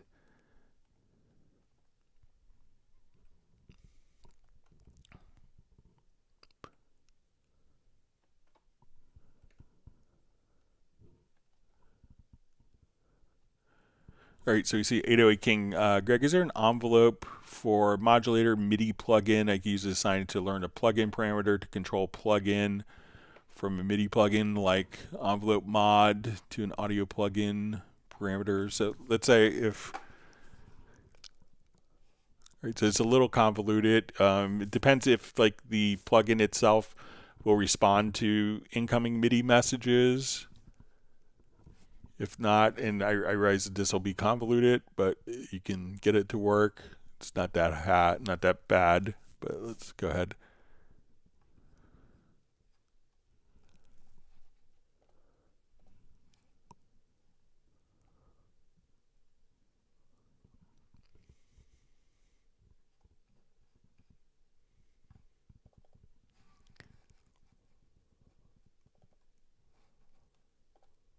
And you kind of would use, you need to get like a loopback device. If you're on Mac OS, you have built-in IAC driver. There's like loopback.be. So let's say if I wanted to get a particular filter, so let's say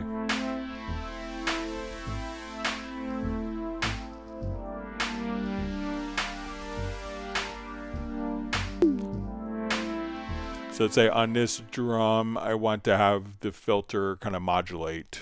So we'll come over here. Let's go to my inserts. Let's say I want my filter to just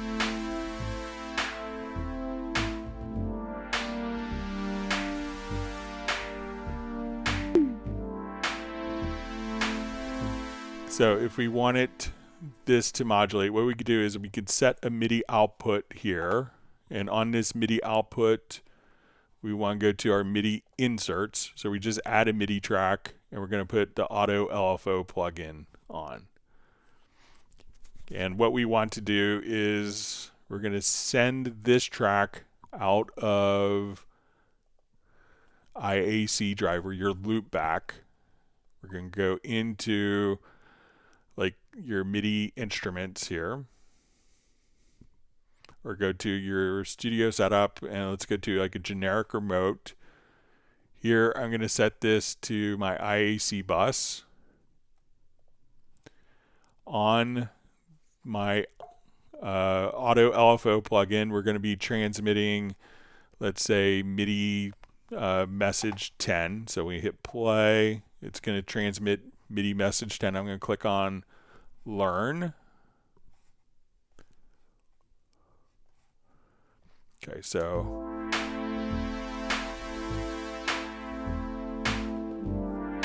I click on learn.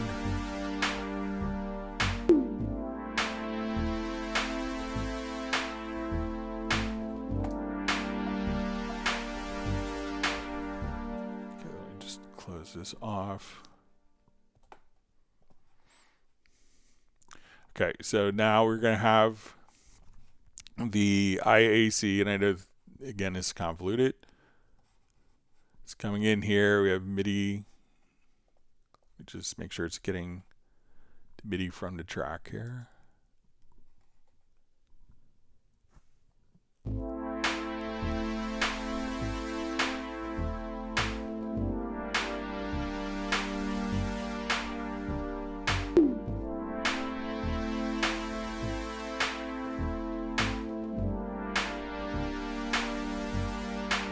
All right, so here we want to go to,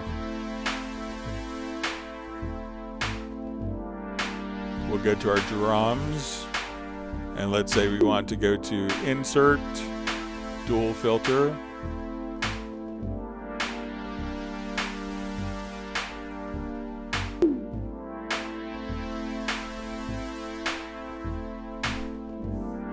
And then, so it should have this.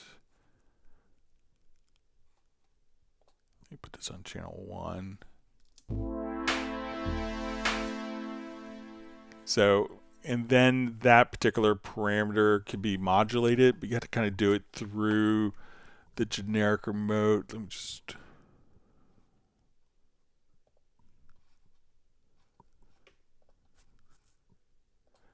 So this MIDI track says got IC.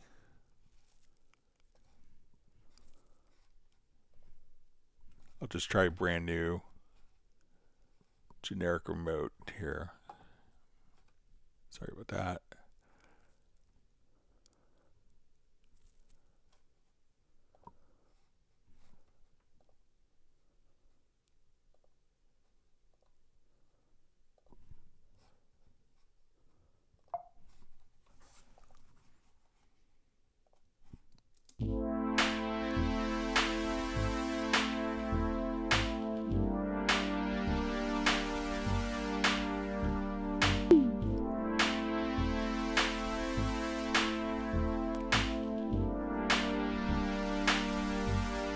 Okay, so now I go to this generic remote, and we're going to say, let's go to the mixer.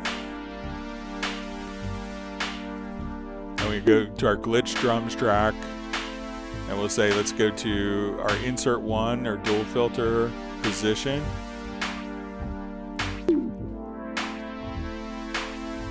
So now we can see that the generic remote is coming over here. Let's adjust the rate.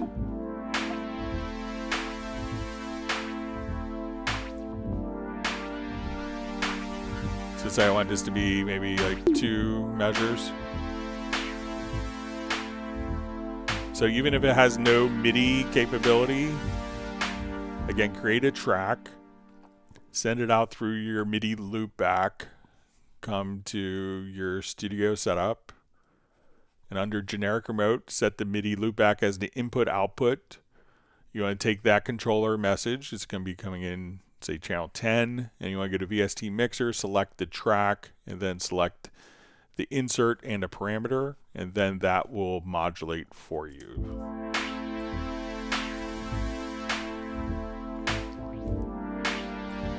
So give that a try. I know it's a little convoluted to get started, but once you do it a couple times, then it'll make sense.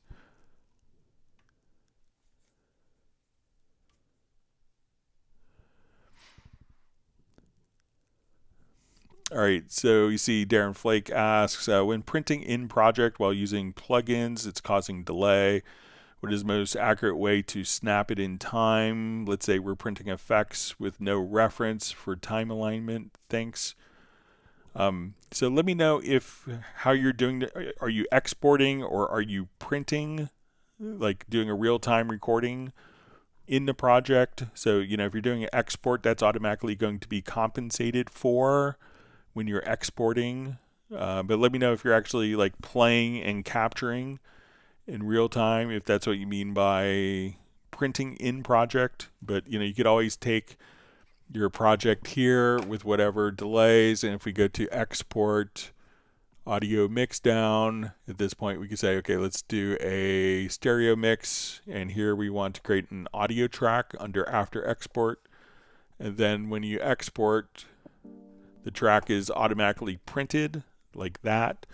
But if you're going out into the real world and bringing it back, you could run into timing problems, which is why you probably want to do an export, because once it's kind of going out, depending on how much latency is in your monitoring path to what you're recording, it's not going to necessarily compensate for that. You'd have to probably add up like your total latency and then offset it like that. But let me know if you're exporting or printing internally, and I would recommend exporting because then it's going to be all compensated for you.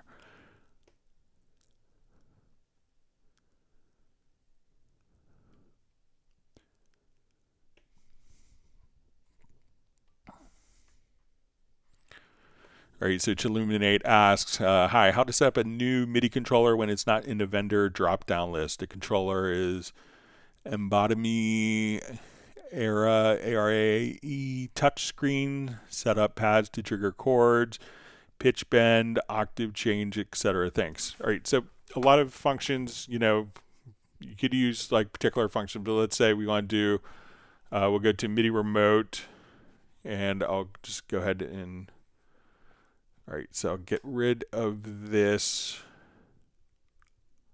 controller and let's set up a new MIDI remote. So I'm going to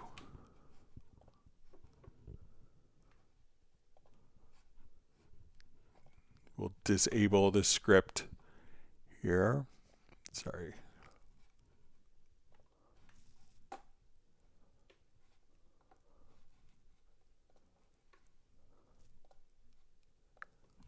All right, so let's say we want to do a brand new MIDI controller. So figure out exactly which buttons need to have the MIDI control. So some of the functions that you described, we can think of the MIDI controls being used to trigger a function in Cubase. So if it's going to play chords, you could just use MIDI notes, like the MIDI remote's not going to do chords, but you could have those notes trigger chord pads, which will. So if I come here,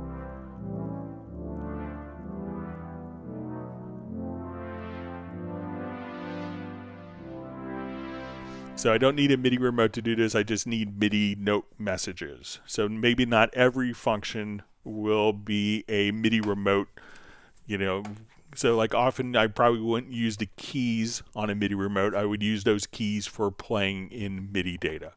So let's say I want to go to a MIDI remote and let's start fresh. So we'll have a little plus sign here. So I'm going to say, let's do a new vendor. We're going to add a vendor. So let's say I want to call this Choy Sauce.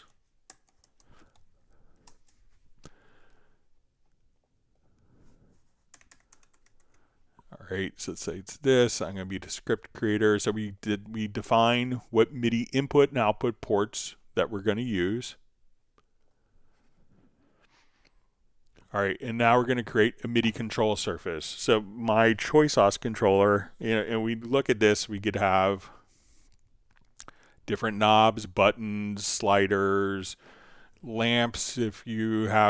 If different parts of your MIDI controller, will have a lamp to get louder, brighter or darker, push encoders, XY joysticks.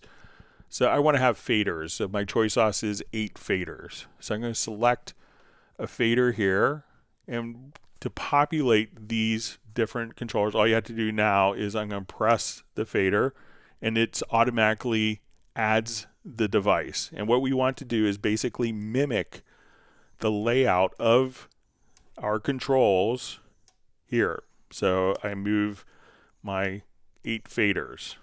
All right, so now that I've done that, if I had knobs, I would say, okay, I want buttons. So if I had mute buttons, I would now come over here and add buttons and hit the button, and that's going to populate the object. So that's capturing in what this MIDI is being transmitted to. And now we could come over here and assign. So I have 8 sliders. Now I want to assign these sliders, let's say, to a focus quick control. So I'm going to move this fader 1. This is what I want to assign a function to. Double click. Move fader 2. Double click. Move fader 3. Double click. Fader 4. Fader 5. 6. 7. 8. So now we could just come over here. Now let's say I wanted this button, instead of quick control, I want it to be a send effect. So I wanted to control a send, let's say on this instrument. So I go to my sends. I'll just add an effects channel here. All right, so now I have a send. So if I wanted to have this particular function assigned to this fader, I could right click and say pick up for MIDI remote mapping. I move the fader or touch the object, and now I apply mapping, and now that fader here is controlling this send. So the MIDI remote makes it super easy to just come over here and assign your different functions. So let me know if that's helpful for you.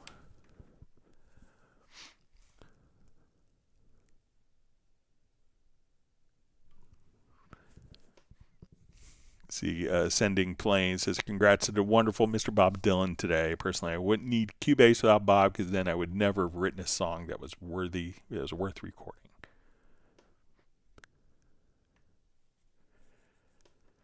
All right, I'm just gonna hang out 1 second. I have to go put an eye drop in. My eye's a little bothering me a little bit. Hang on, be right back.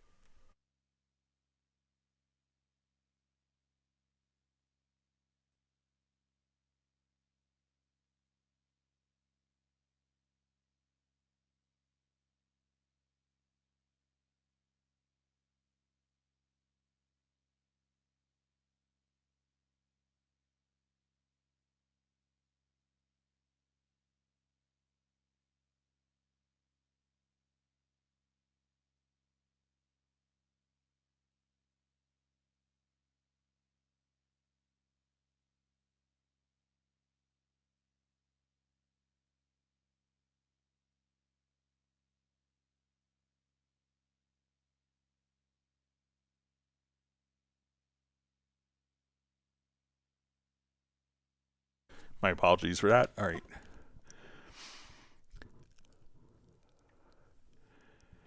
Okay, so we see from the Tourage e-group says, are you meet in Boston? So my day is already pretty packed. I'm on a 6 a.m. flight. I have a 9 to 12 meeting, a 9 to 12 meeting, a 12 to 1:30, and then a 1:30 to 3, and then I fly out at 5. So I'm kind of getting everything crammed into one day.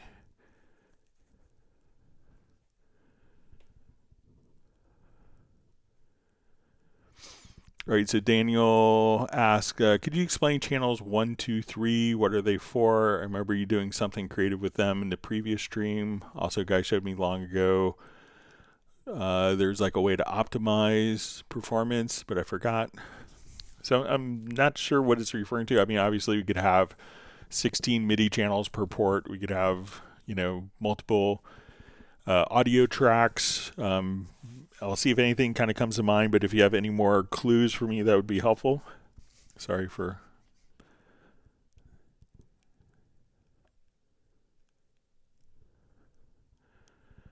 Okay, so you see performance. So I forgot performance of the instruments loaded from Kontakt, like strings or something. So a lot of, so maybe it's this. So if we have an instrument,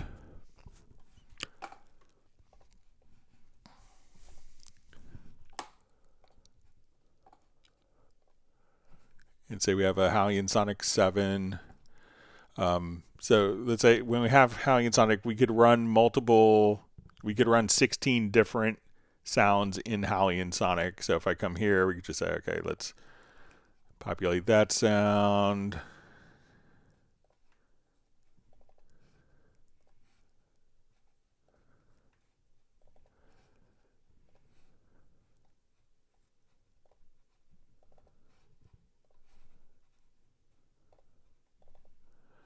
All right, so we could run multiple sounds, and this is like really easy for organization. You could select a track, the instrument automatically updates the editors, but a lot of multi-timbral instruments don't utilize multi-core CPUs. So be aware that if you're running something like this and your multi-timbral instrument doesn't have optimized support for multiple CPUs, that this one instrument could be basically parked on one CPU core. So that could make your entire computer, like you may look at it in like a operating system and say, oh, Cubase is not spreading the cores. I see one core getting totally killed and my other cores aren't being utilized. And that's just because that one plugin, for the vast majority of plugins will only utilize one CPU core.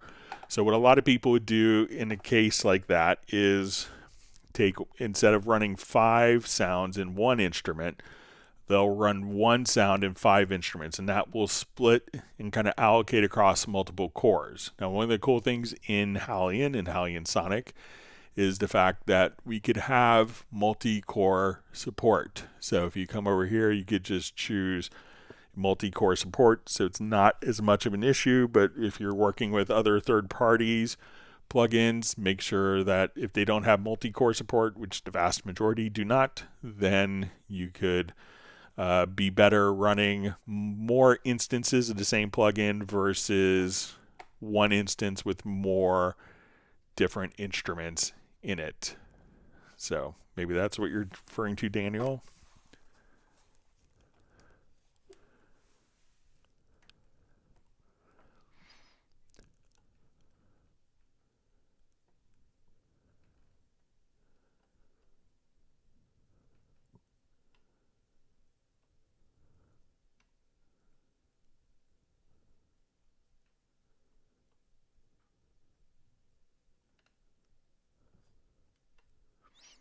All right, sorry, my chat field jumped, reading through comments.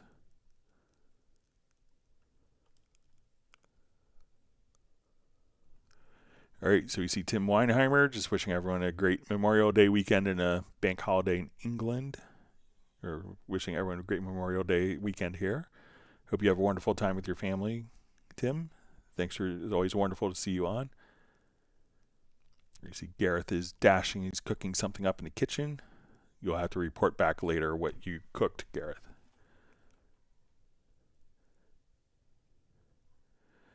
All right, so we have Ofiri checking in from Tanzania Nation, says we are listening and watching. Thanks for joining us today.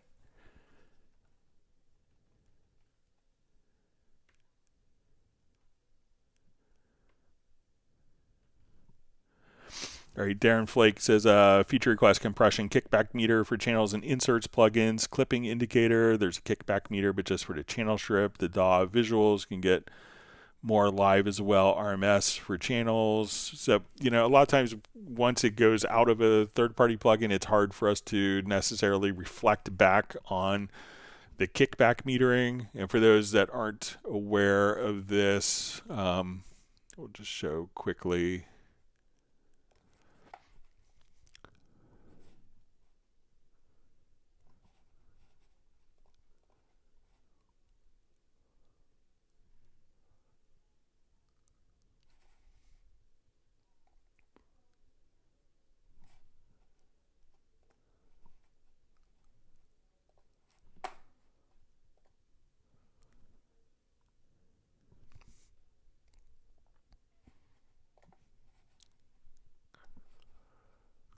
All right, so say we'll take these drums and we'll just run them through like kind of the built-in compressor here. All right, so we can see kind of the amount of kickback here. All right, so when we go into like the full mixer and we look at the meter here,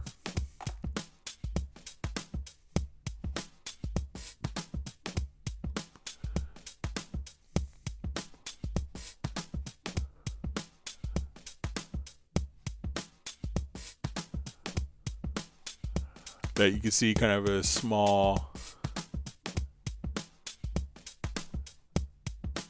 kind of kickback meter here, so it could be pretty subtle, but sometimes it's not always, you know, it's hard for us to get the accurate representation of the amount of kickback from third-party plugins if they don't have that as part of the VST spec to report back.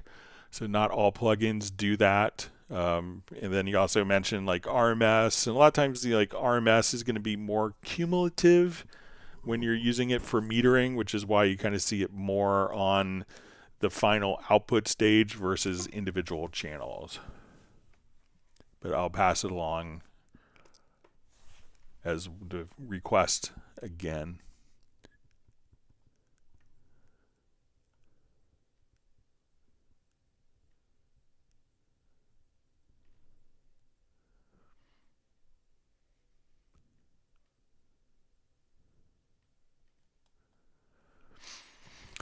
Right, so Darren Flake says, I meant sending effects to a track and record or print it live. How to compensate accurately when there's no reference if the plugin's delay will not affect it time-wise. So if you're doing it during the recording process and you add effects, you know, it's going to, you know, you're going to hear a monitor delay, and it's just kind of the physics of it. But if you have an audio interface, you know, like many audio interfaces, like the Steinberg ones here, so let's say we have our stereo in, stereo out.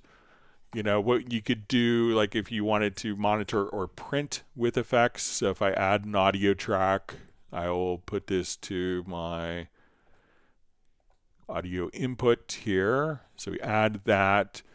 Now we have kind of our UR. So with the UR24C, you know, to avoid that problem is the audio interface has built-in DSP. So we could have the RevX reverb that we could monitor through, or if you wanted to have on the input bus, let's say if we come over here, we could have different effects if you wanted like EQ and compression. You know, this, the only way to do this with, you know, as minimal without latency is going to be, you know, have it on the DSP. So a lot of audio interfaces have that. If you wanted to record the input with a reverb, that's always going to be problematic. I would tend not to record with the effects. You could monitor with the effects and apply the effects right after, but I would not record with, you know, if the plugin had latency, I wouldn't put it on the input channel to record, because there will be latency. It's just physics.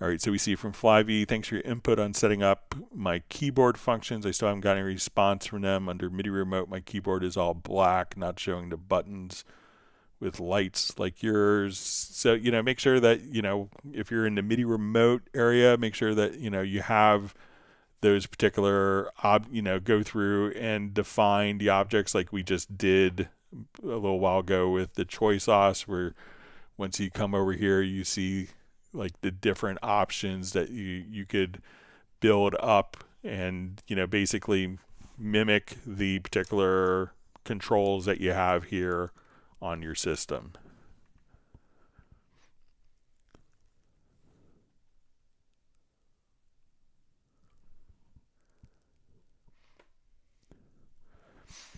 So we see just another comment about the delay of adding effects during recording. It says, and we see Burn Z66 who mentioned, putting on an input channel. It says, I have no issue when I use compressors, EQs on my input channels when recording audio.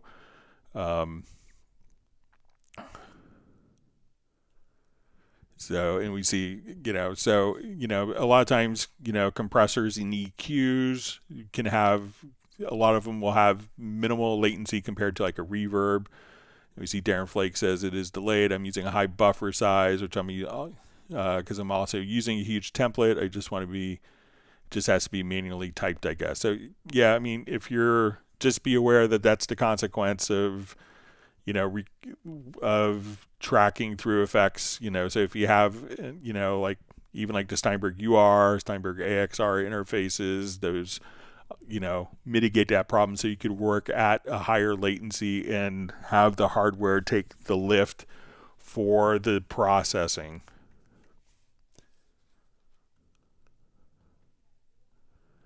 All right, so we see from Chiluminate, it says great instruction. Thanks. So you're welcome.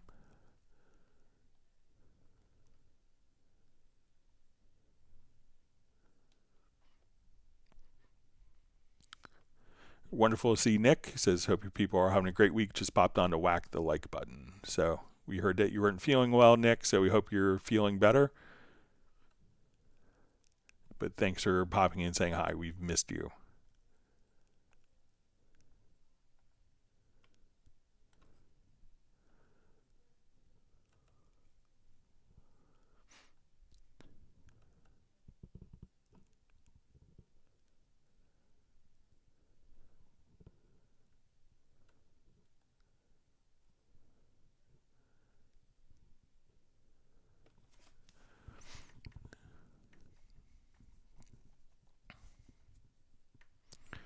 All right, so we see just a comment from Darren Flake on the recording with the plugins. I will try that, but I want Greg to answer if it's still automatically compensated, because I'm hearing stuff shifted clearly when I run out of DSP with UAD or whatever. I'm using Kontakt or distortion. So it's not going to, any real-time performance, we can't compensate and say, okay, this processing chain takes 42 milliseconds to achieve. We can't compensate in real time, so we can't have your real-time audio shifted 42 milliseconds back.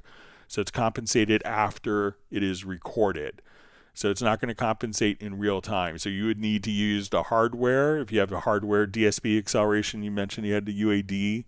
So, that should be able to take care of that for you. And it says when I run out of DSP with UAD or whatever, I'm using Kontakt or distortion. So, so maybe, allocate your, take other tracks and free up DSP resources on your UAD if you need to. But it's going to compensate as soon as it's recorded. All the playback and any of the effects that are causing delays, those are compensated for. But we can't, take your live recorded input and shift it earlier in time. So that's why you'd want DSP on your audio interface in that situation. So you will hear a delay if you're running software plugins or, depending on the system, hardware-based plugins in real time. So that's kind of the critical thing. And you'd want, at least with the Steinberg interfaces, you could hear the effects or print the effects without it using the software side so that it takes the lift off. So, but we can't compensate in real time. It's just physics.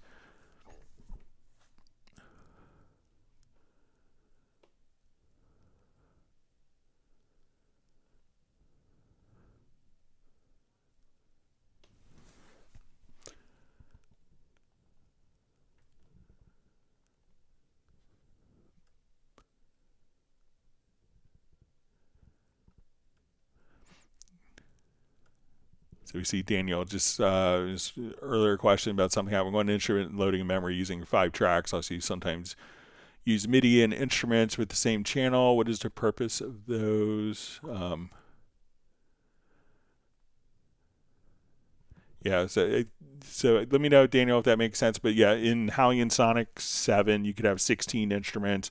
And if you have howling in 7, you could have 4 banks of, you have 4 MIDI ports that could give you 64 instruments within one particular instrument.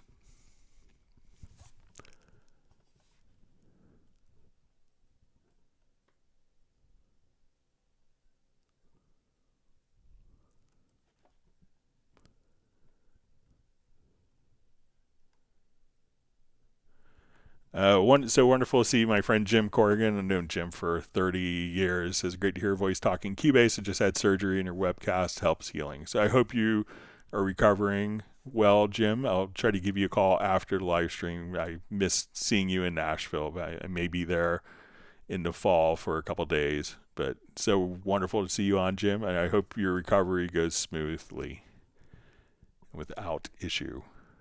So wonderful to see Gerald Ely.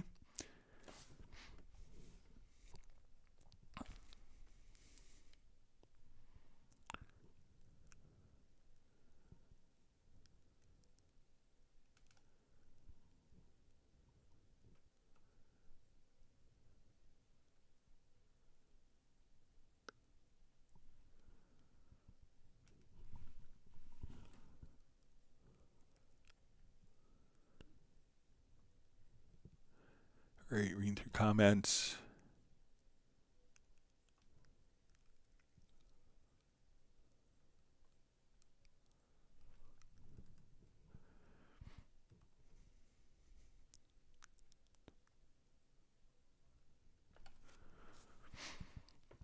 All right, so we see Burns E66 about the latency discussion. It says only record with compression, EQ plugins, and input channel when I'm not in my studios, outboard EQs, compressors, studio, and recording. It says, then Darren just mentioned he can run plugins for input with no latency using UAD. Talk about using Cubase and printing effects no matter what the plugins are or how much they have latency. Is it compensated auto? So again, I know you may have written that before, I discussed it, but we can't do delay compensation on real-time input because that would involve shifting your live input. So, if you're singing and you're hearing, I don't think it's feasible for you to sing and and have the computer have the input come 42 milliseconds before your voice or whatever the latency is. All right, so we see Nick says he's on the mend slowly. Thanks, Greg. So yeah, you're in my thoughts, and we hope to see you next Friday on the Zoom meetup.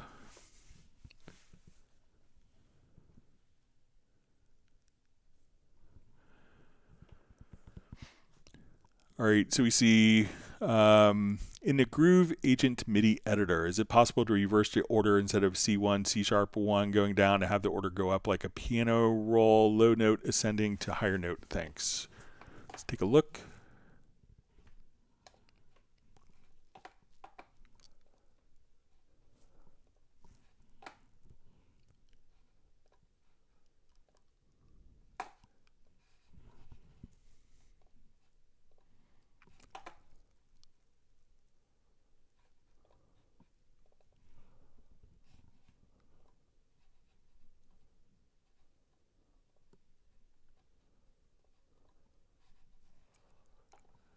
Right, so I don't think that we can, so let's say we have,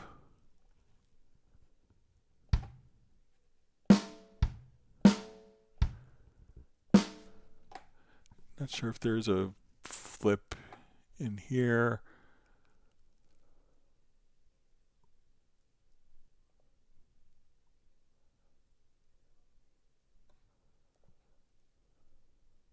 Take a look. I know we could do it in the main drum editor.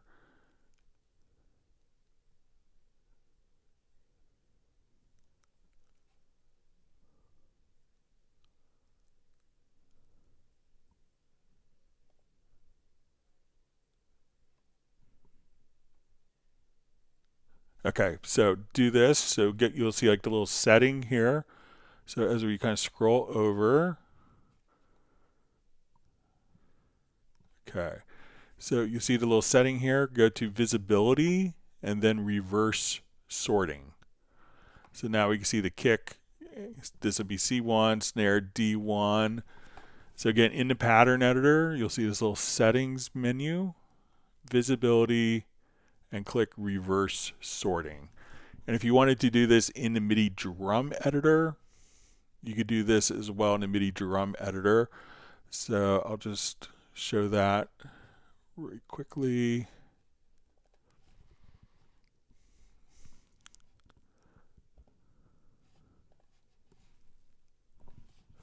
So if we go to the MIDI drum editor here, we could activate this, and then we could reverse so that the pitches kind of go up like so. So if you just kind of click here, you can reverse the drum sound list. But again, within Groove Agent,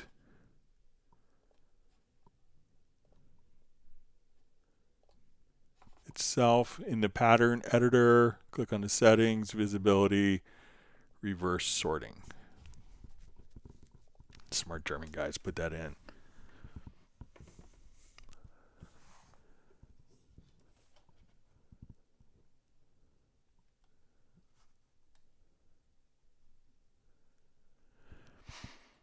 All right, so we see Lawrence from Barn Door Recording. Hello from Rhode Island. Traveling to Savannah, Georgia this weekend. Anyone have recommendations for a great music store to visit? I think the best store in town, and it's a little bit outside of Savannah, like the cool, pretty historic part, but check out Portman's Music. I've been there a couple times. I had some friends that used to work there, but check out Portman's. I haven't been there in a number of years since COVID, but that would be the place. I think that's like the cool music store in town.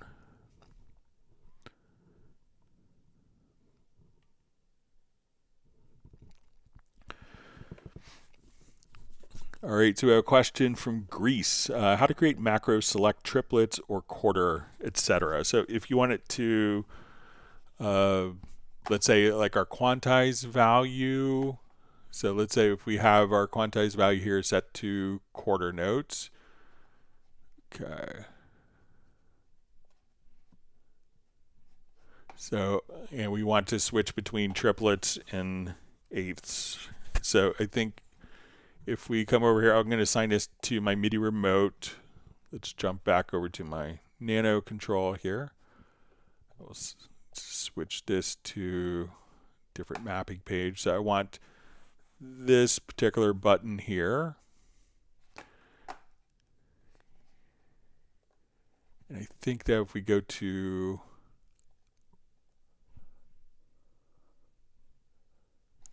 I think it's maybe under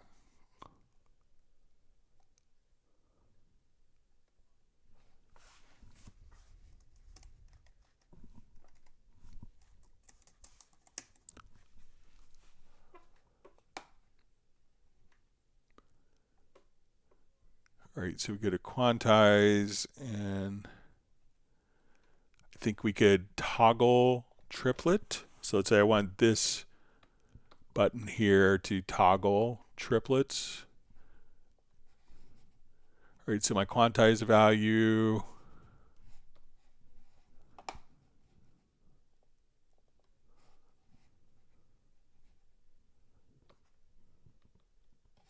now let me make sure that setting took, sorry.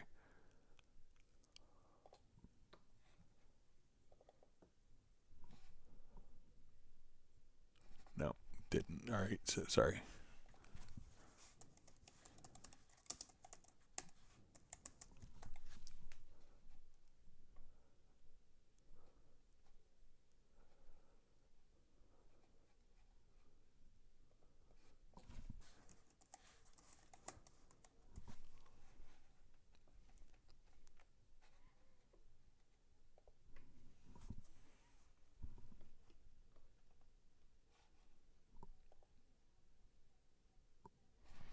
Okay. So now I could hit this one button and I could toggle. So if I have quarter notes for my quantized value, now I hit the button and we see it just go back and forth between triplets and tuplets, just like that.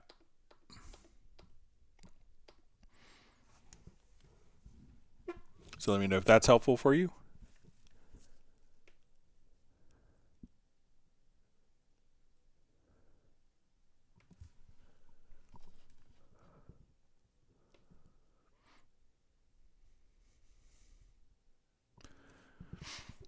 All right, so we see from Darren Flake, is there any trick to compensate except typing it in? That's my question. So you'll have to manually adjust it. So.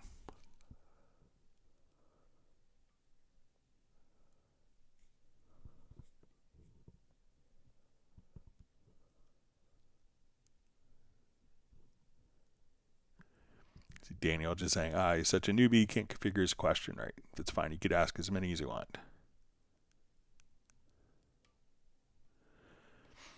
All right, so we see another question is hello from Greece, how to create a macro, select triplets or quarter, etc. in key editor. So I'm not sure if, let's say if we're in a key editor here, if you wanted to just set the insert length. So let's say if we are, I'll just create a new part. Then if we wanted, I'm not sure if it's like doing like step entry or just set insert length. So let's say if we're here, I will go to my MIDI remote.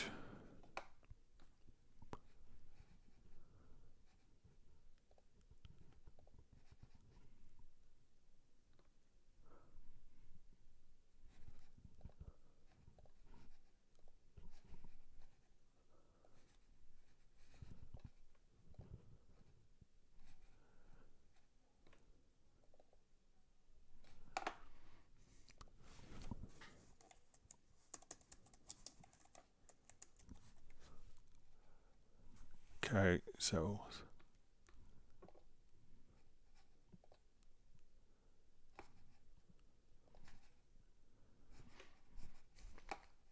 okay, so now let's say if I'm doing step entry,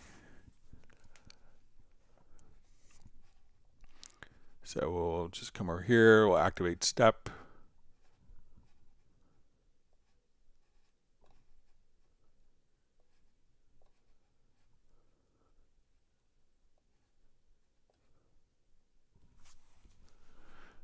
All right, and let's say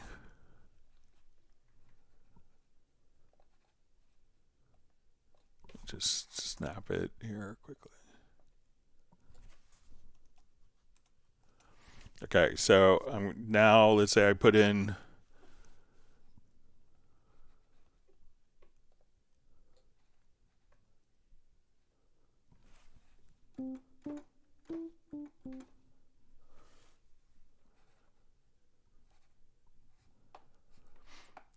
all right, so now when we toggle,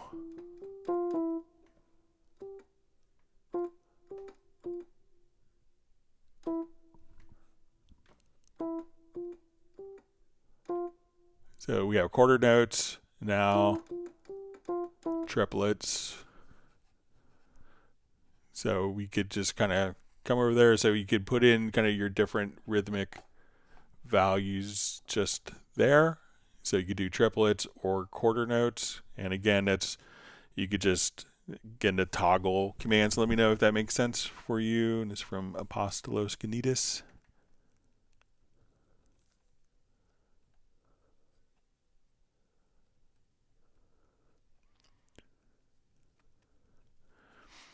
All right, so you see Couscous just says, hi Greg, I encountered a couple of annoying bugs in Cubase. How can I report them? So you could always report it online, or if you want to send it to me, I'm happy to pass it along. You could send it to me at clubcubase@steinberg.de. So clubcubase@steinberg.de.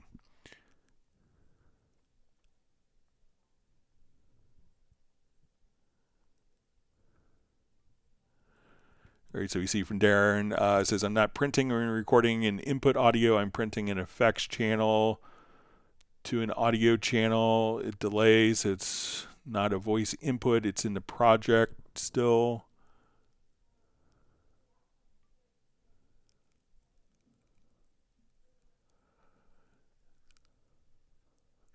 Yeah, maybe Darren, if you want to send me just if you want to share just like what you're doing, whether it's a screenshot or a project, if you want to email it to me at clubcubase@steinberg.de.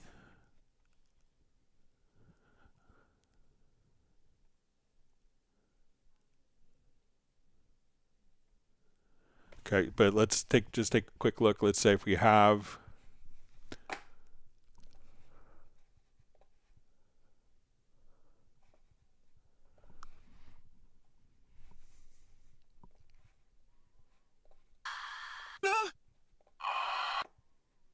kind of loving got me doing things unimagined. Everybody see it, but they talking. They wish they would, they wish they could. Okay, so let's say I have this, and I have. All right, so. Got me doing things unimagined. All right, so I'm going to add just an effects channel track to this.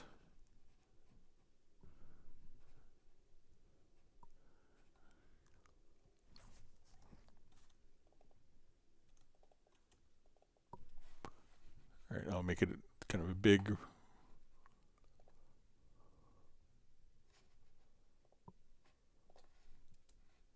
This kind of loving got me doing things unimagined. Everybody see it, but they talking. All right, so say I wanted to print the effects channel. So, you know, what I would do is just come over here. Let's do an export audio mix down. So we can say, okay, we have.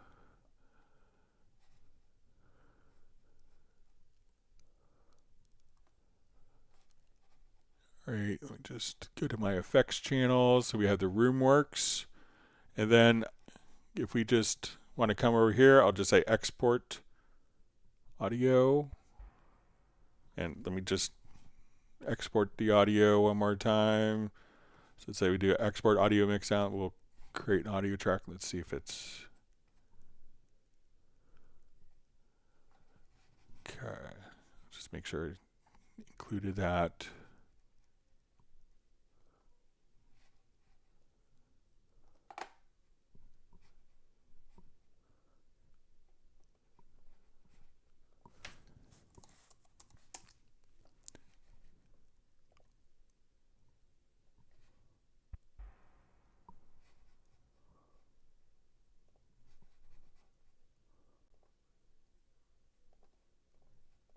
Let's try it in a different project here real quick.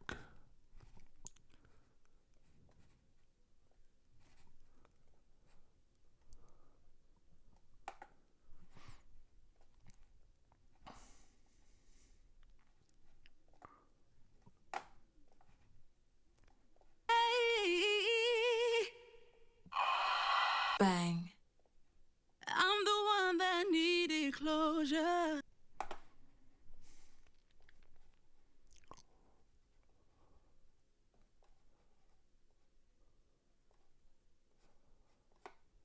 All right, so we have our track. I'm the one that needed closure. Okay, we're going to add an effects channel to the track. Okay.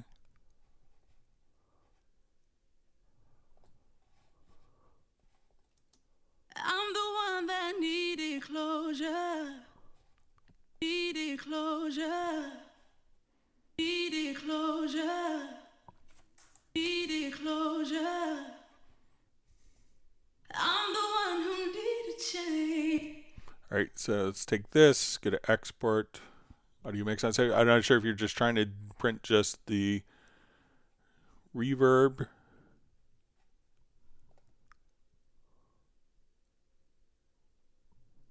And let me just not have that track armed. Sorry.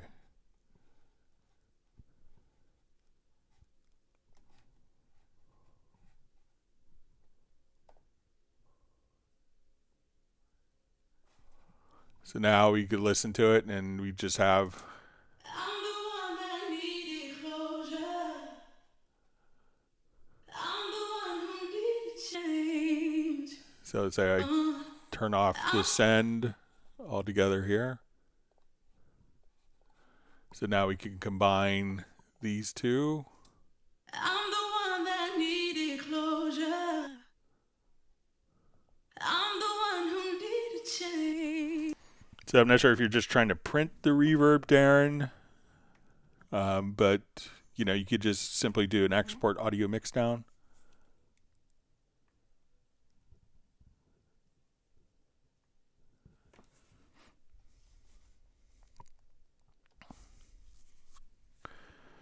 All right, DL White says, hi Greg, I'm running Groove Agent SE5 connection established from drum kit loops. My cymbal chokes sound distorted when playing, but hi-hats sound fine when auditioning them.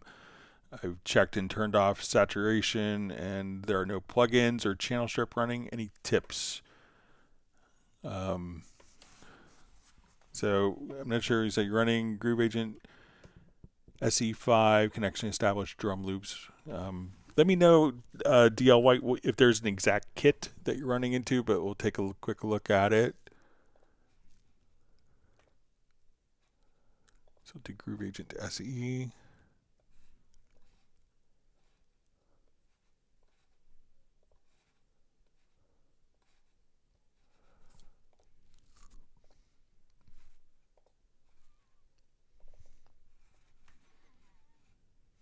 All right.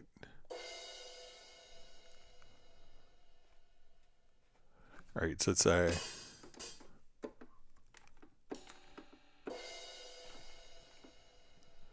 All right, so I'm going to try Aftertouch.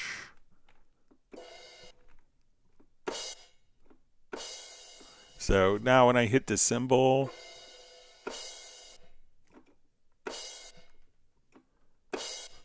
that chokes it. And I'll try just one of the built-in kits as well. See if that does the same thing.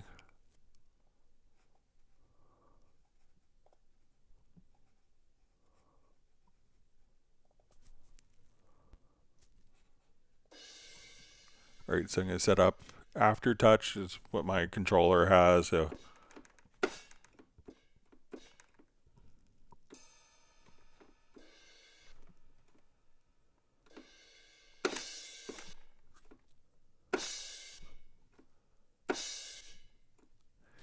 I would say that seems to be working kind of as expected. So make sure, like, when you click on the cymbal, you know, like you have the, so let's try like a note off.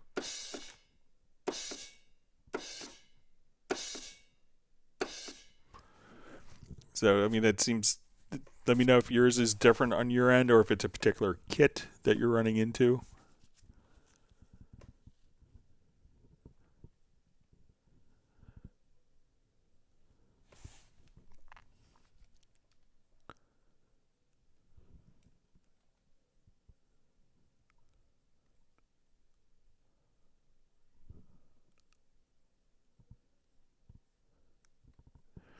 All right, so we also see from Darren says, I said that's its beginning, but they said how to compensate a positive or negative value, or is there any plugin to read numbers, samples? So one of the things you can do, if you have plugins that are, let's say if I come to this track and I have a plugin running, so we have this reverence running as a sense. So I'm going to come over here to the reverence track, and let's say we go to inserts, you could see right here on, if you have 13, you'll see that you have the channel latency overviewed. If you click here, you can see how much latency is in each particular plugin, and then you could use that as a number to shift. So again, if you just select, like if you have an effects channel, come over here to the effects channel, and you can see just at the bottom, and if you want in earlier versions, if you go to the full screen mixer, you could go to the settings here and activate kind of the channel latency, and you'll see it kind of right at the very bottom. And at this point, you could click here and see what the latency is for each of the plugins at the buffer size. So you could use that as a number to compensate.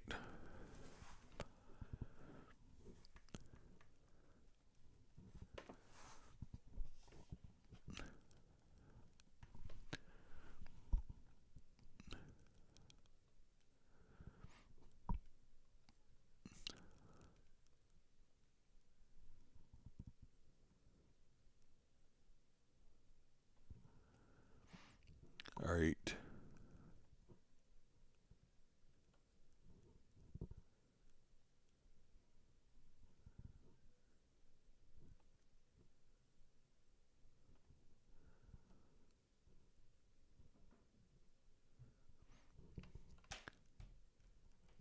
Great, reading through comments.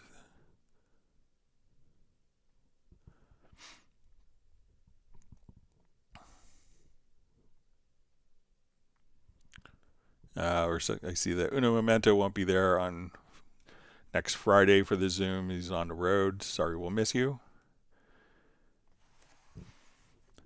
All right, so we see from DL White, how does one use the DSP on the UR44 while recording? So what you could do is come over here. So there's a couple different ways. So I think the original UR44, once you have it activated, if you go to the input channel, so say we go to the mixer and we activate the input channels, I want to first make sure that we have the connection. So I'm going to come over here and say, okay, we have our stereo in. And now once we do this, let me just adjust, we can see our hardware settings. And this would allow you to do stuff like, okay, I want a high pass filter, I want it to flip the polarity, I want it to take off stereo, I want to add like my 48 volt phantom power, I could see my effects, and I could see my effects send level here, and if I wanted to edit the reverb, we can monitor with the reverb without any delay. So you can do it in the mix console. I think the later versions you could also, once you come to a track and this has, let's say we add an input. I'm not sure if this goes back to the original UR44, but I know the UR44C would work this way. But we add an audio track and we set its input. So now that we add that track, we'll see just a little UR44. I know the UR24C, I think the 44 might do it. I haven't hooked one up in a long time. But then we could see all the available DSP right here on the input stage of the inspector.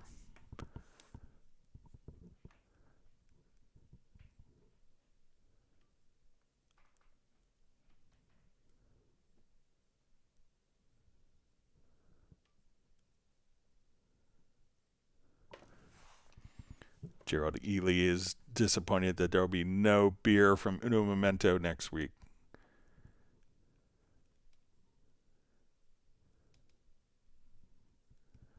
All right, so we see Couscous says, thanks, Greg. I'll prepare a video demonstration issues and describe steps to reproduce them. Thanks. I look forward to getting it. Hopefully we get it sorted out for you.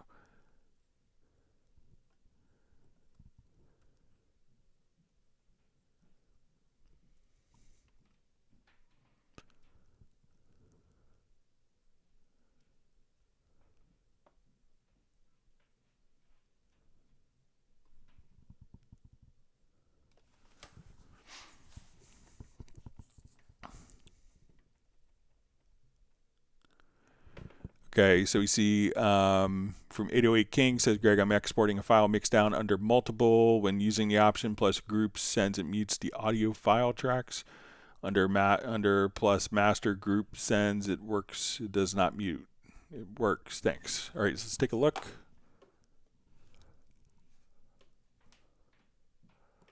All right, so say I have this. I want to take all my drums.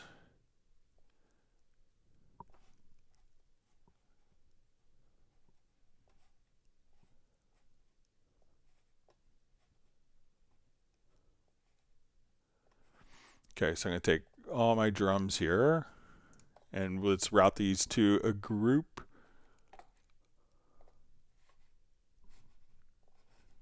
And I'll activate the project first. That would help.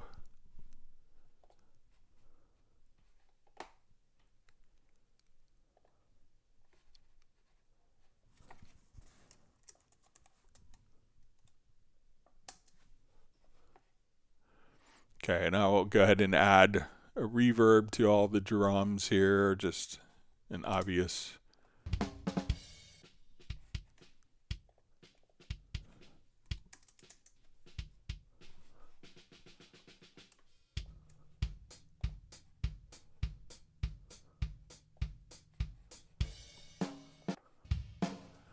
Okay, so I have exporting file mixed down under multiple. When using the option groups plus sends, it mutes the audio file tracks. Okay, so I'll do just a small portion.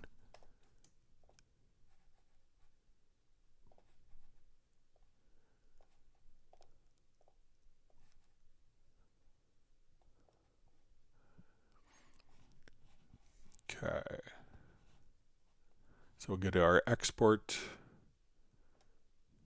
audio mix down. So I'll just do, select multiple.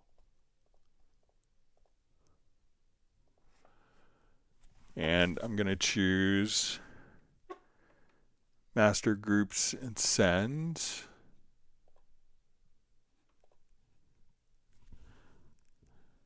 Okay, so we'll do groups and sends here.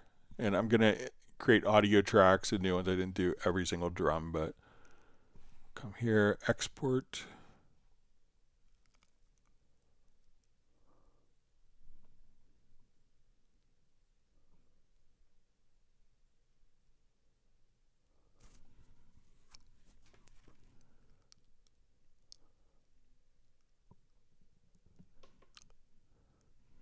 All right, so none of mine muted, and here's all the new tracks. So if we wanted to listen to,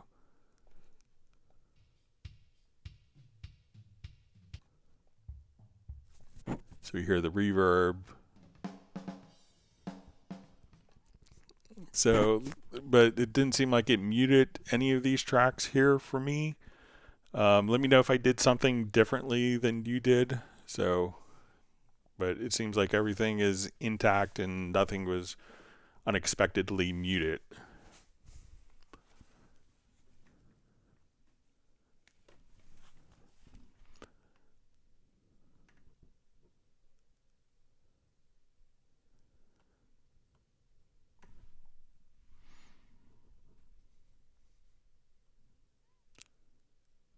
Okay, uno momento, once people whack the like button.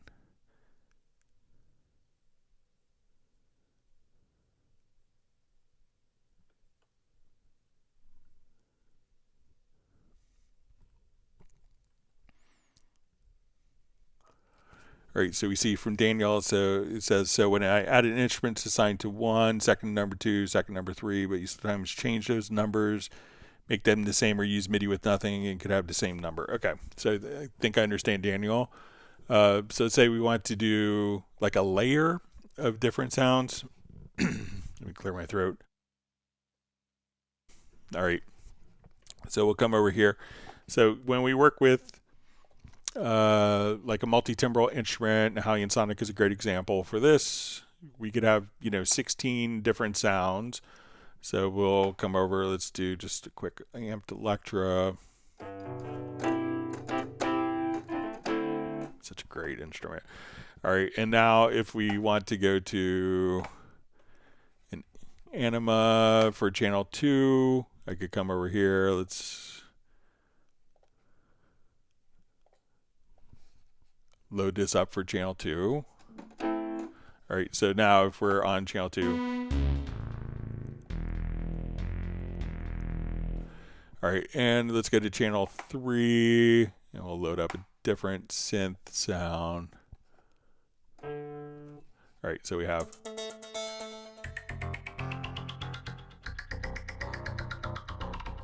All right, so when we go to the MIDI here, we can see these are now going to be all on different MIDI channels. So if I add 2 MIDI tracks here, and again, start them at MIDI channel 2, we can say add tracks, and I'll add another MIDI track. Sorry, I meant to add, we'll do this on channel 3. All right, so now I play the amped Electra. When we get to edit page, I go to channel 2, playing Anima, then we're playing Aron. So, but if I assign these and I wanted these all to be layered on one instrument, what we could do now is come over here to the MIDI, and we could say, instead of this being MIDI channel 1, MIDI channel 2, MIDI channel 3, I could say let's make this all on MIDI channel 1. So now these are all. And if I wanted to mix these, I could say, okay, I want.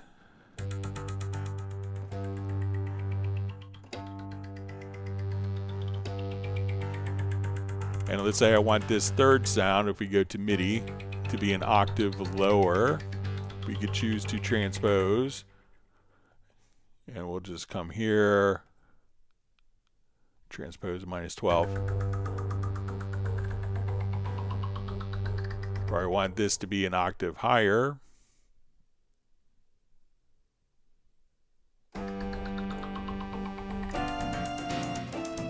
Or we could set particular key ranges. I only want these to fall in this note. I only want these notes, and at a certain I don't want the on patch to come in at velocities lower than. So if I hit a soft velocity, I'm only going to hear the top two instruments, but if I hit a harder velocity, this will come in. So again, we could just assign multiple instruments if we wanted these all to be stacked. Like in the old days of MIDI, I remember guys going to music stores like, I want a $30,000 sound. And what that meant was they're going to take $30,000 of keyboards and layer them together to get a combination that was so rich and magical at the time that it would take $30,000 to get that sound. And that's what guys would do. They would just sit here and layer. So like an instrument like Howling and Sonic is a perfect tool for being able to layer your different sources like that. So let me know if that's what you mean, Daniel. Hope that's more along the lines what you're looking for.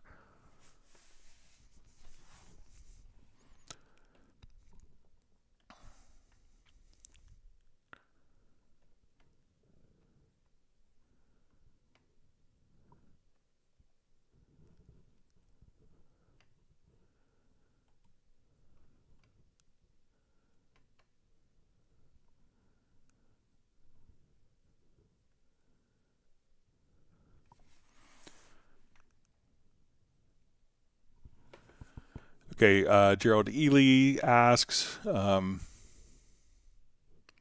says, hey Greg, in scoring percussion, when I click on the audio files, I can listen to them before I use them, but I can't hear the MIDI tracks when I click on them.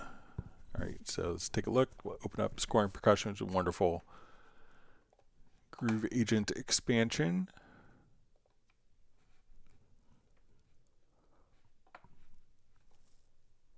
I think I have it installed here, yeah.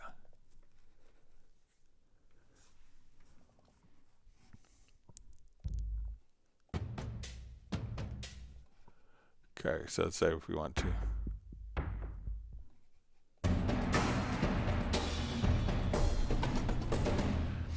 Okay, so it says when I click on audio files, I can listen to them before I use them, but I can't hear the MIDI tracks. All right, so maybe it's when we come over, just not sure if it's if you're clicking on it in the media bay. So let's say we'll come over here to loops and samples and go to scoring percussion. See if it shows up in here. Yeah.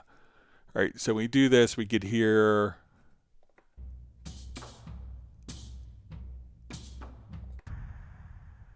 okay, so we hear the individual samples. So I think this is probably where you are, Gerald.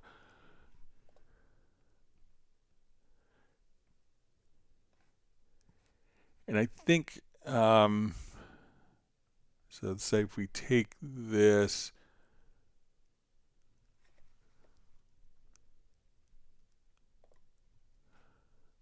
like here we may have to just choose.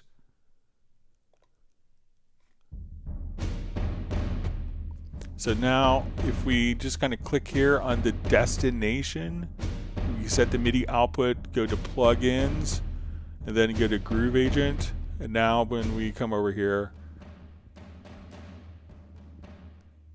you could hear the different MIDI parts.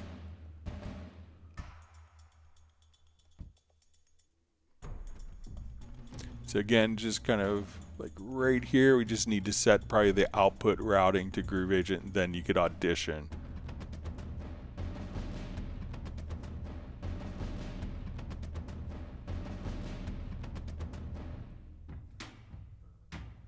So let me know if that's helpful for you, Gerald. If that makes sense.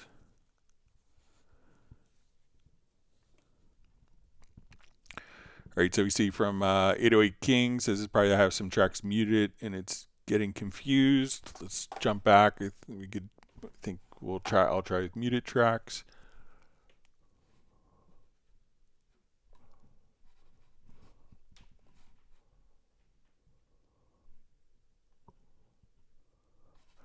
All All right, so we still have everything going here. Let me just get rid of these tracks.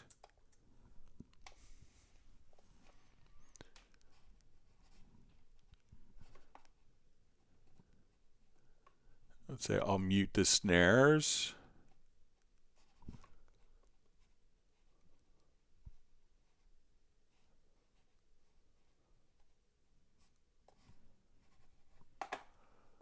All right, so we have groups and sends. We're going to create audio tracks. Let's see what it does.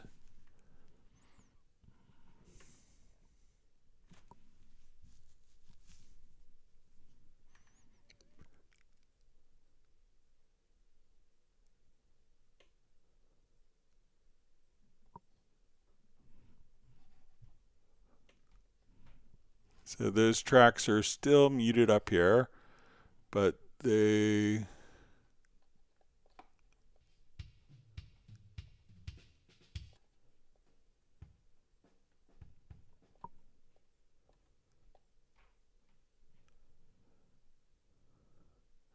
But, you know, so if the tracks are muted, you know, it would make sense that they would be muted in the export, because, you know, it's going to export what's based on the output routing. So if the output routing isn't connected because it's muted, so, you know, if you're running into the tracks that are muted here and they're muted, you know, it's because you told it to mute those tracks during the export process. So let me know if that makes sense.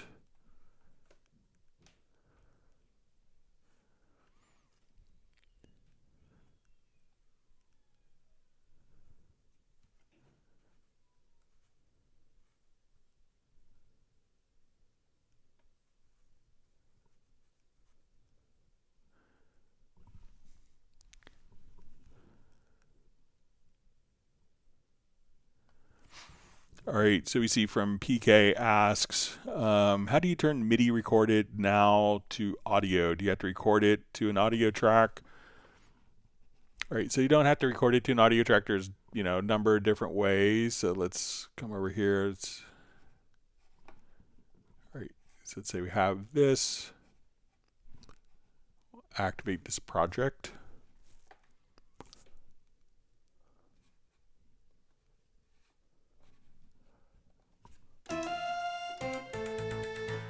All right, so let me just record. I'll just change the sounds here real quick.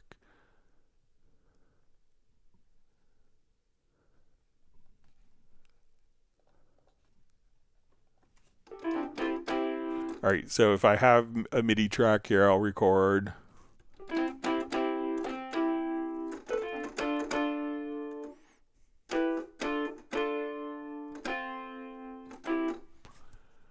Okay, so we have MIDI. So if I wanted to turn that into audio, you know, an easy way is just to kind of do a render in place. So if we go to our render settings, we come over here and render it, and now we have an audio file just like that. So this can keep our MIDI, mute it, and have the audio file. We could also choose to get rid of the instrument or disable the instrument. Another way of kind of doing this is if we add a track, let's add an audio track, and I want my input to come from, so we'll say our audio input is connected to a bus. It's going to be connected to track instruments. We'll say Hallian Sonic. So I'm going to record enable the MIDI and the audio if you wanted to do it simultaneously. As I come here.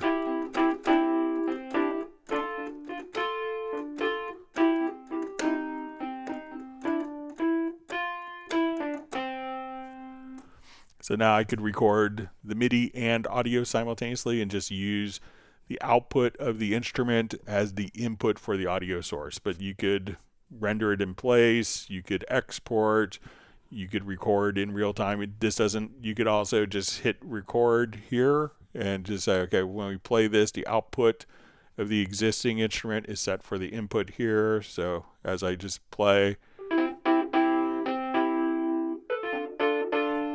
So my previous recording, I could just capture as audio as well. So there's a couple different ways. Probably the fastest is render in place, but there's different approaches.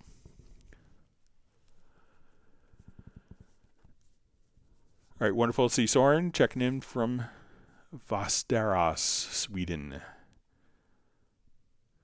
He's in the middle of doing game of role playing. He's going to check into the replay of the broadcast, but he's leaving a like. Thank you for doing that. All right, so Daniel says, so you get all these kicks, hi-hats, and the female voice you just added by getting Cubase, or do you need to buy a special plugin? Those are all standard with Cubase. You see Daniel says his Groove Agent's kind of messing with him. All right, so we see Jeff Sabelski from Chico, California saying hi. So wonderful to see you on. Thanks for joining us this afternoon. I guess it's afternoon for you. See Charlie Lee says, wow, that was so calculated and cool. Wish I knew what it was about. I have to go back 6 minutes, figure out what I did.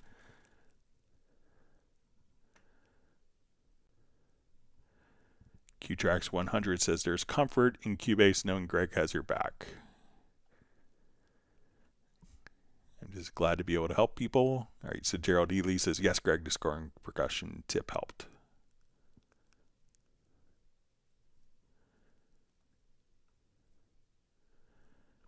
See Jeff Sabelski is auditioning 2 room humidifiers.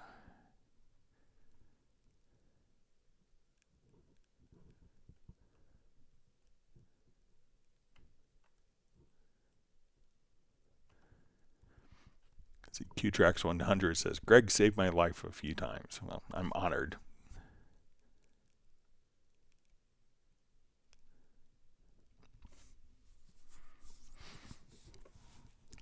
All right, Charlie Lee asks, hi, Greg. This has been amazing so far. Thank you. Is there a way to render and place each drum component as separate audio files? So what's really determines kind of the rendering is going to be the output routing. So let's come over here and say I have a Groove Agent track here. Let's see if this is the one I was thinking of. Yeah, probably here.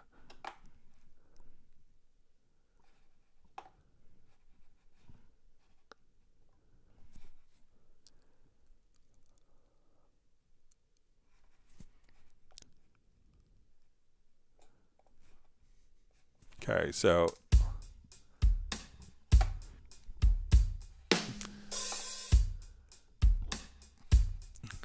we look at this and we can see that we're going to have,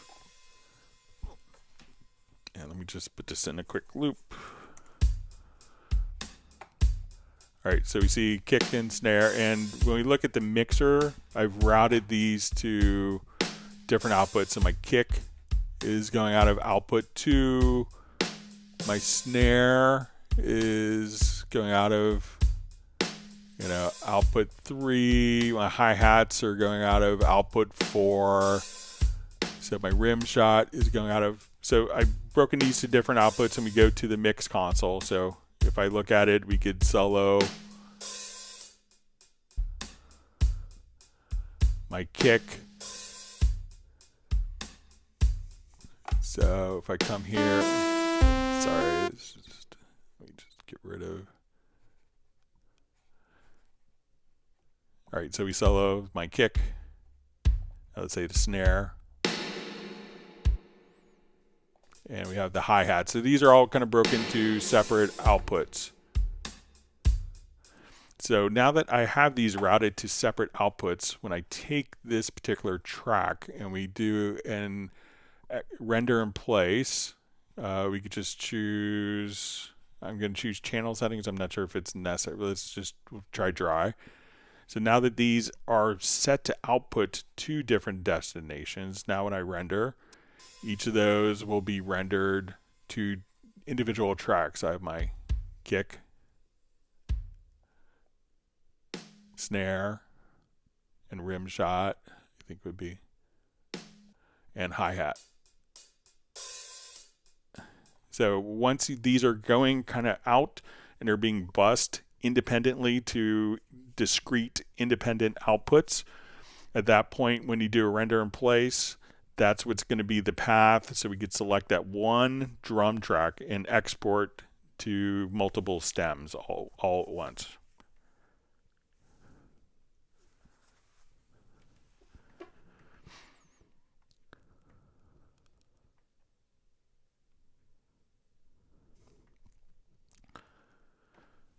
All right, so we see from inactive user, great to see you on.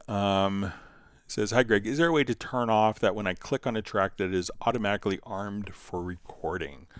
Okay, so when I select a track here, by default, it will record enable that track. Sometimes that's convenient, sometimes you may not want it. So it's gonna go, if we go to preferences, and I think we go to editing, and under project and mix console, you'll see enable record on selected audio tracks. I'm going to turn that off, and we can do it for MIDI tracks separately. So now when I select a track, it's not automatically armed for record when that preference is enabled. Again, under editing, project and mix console, and it's just this preference right here. As soon as that is turned on, now we can see when I select a track, it's going to be record enabled.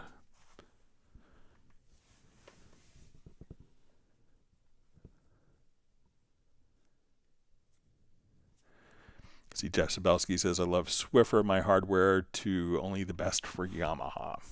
So. All right, so wonderful to see Michael Teams has finally made it. We've missed you so far, so glad you could make it today.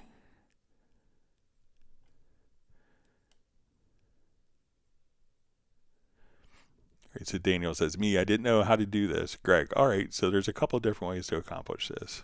It's a great thing about Cubase is there's kind of so many approaches because people, Steinberg realizes that people have different workflows and different approaches, whether you're maybe a traditional composer or you came up, starting music production on an MPC, or you're a traditional recording guy, all the different workflows are valid. And there's different approaches to doing different things. So, all right, so we have Michael Jensen saying hi from Denmark.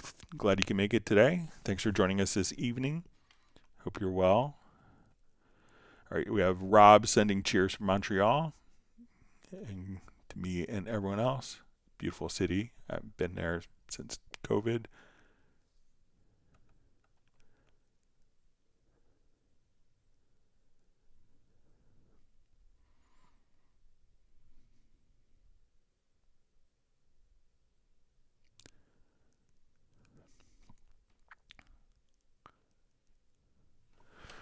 Okay, so we see question, how can I render in place to print my vocal effects on my vocal take event? Okay, so let's see if we still have that. It's here.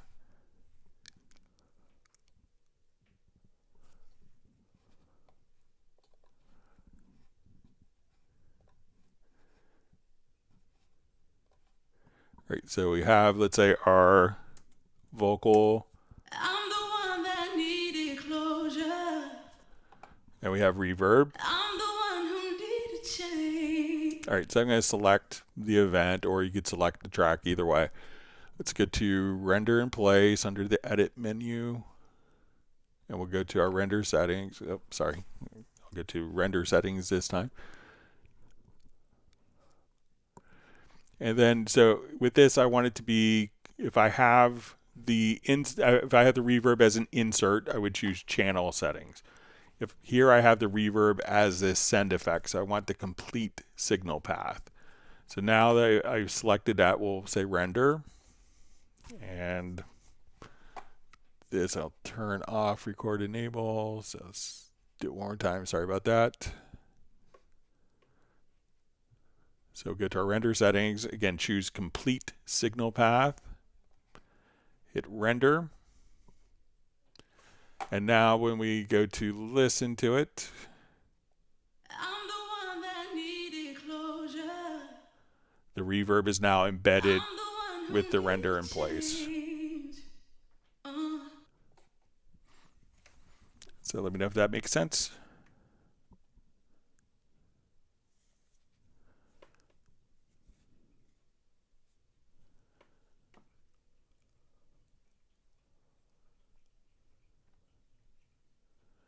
Okay, so you see Jeff Sabelski says, new guitar strings and multi-tap is flashing me back to 1974. Yeah, the multi-tap is, you could spend a lot of time in there.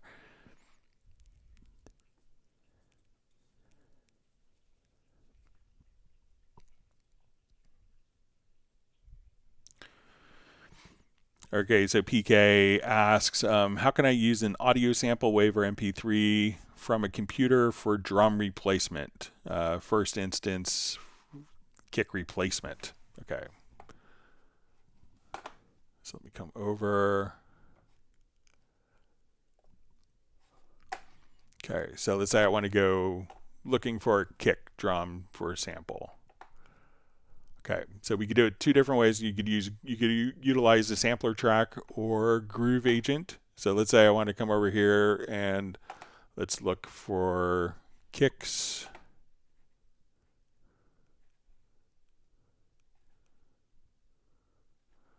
Okay, so let's just say we'll go to Groove Agent library. Let's look for a kick. All right, so I'm going to find a sample.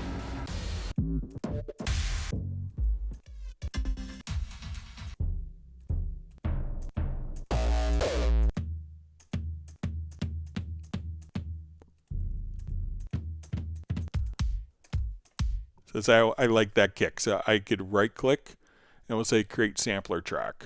All right, we'll set our root key here. And we can set it, just be aware of what the root key is. I'll set it to C1. Okay, so now, all right, so now I want to take this kick drum and let me just take off the reverb on all this. Sorry, let me just kill.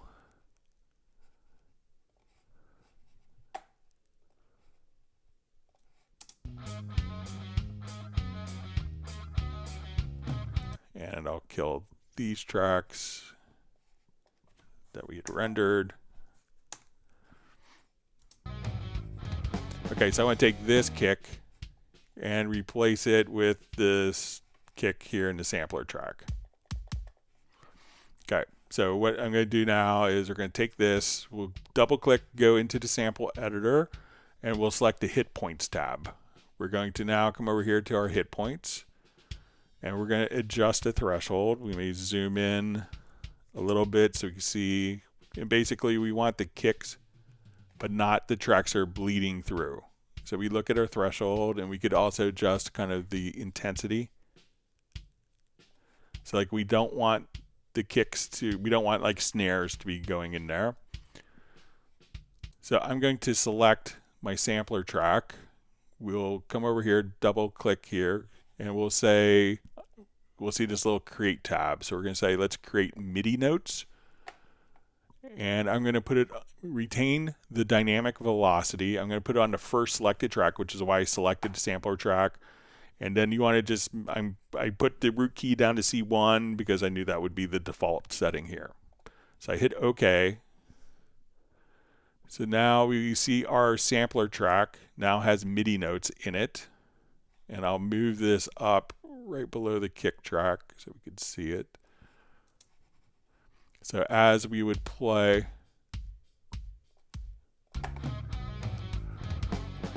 so I have my sampler track at top. I'm going to mute.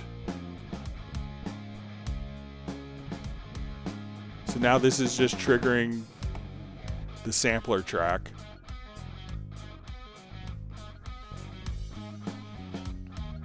So if I wanted to bring in the other kick tracks and layer them together,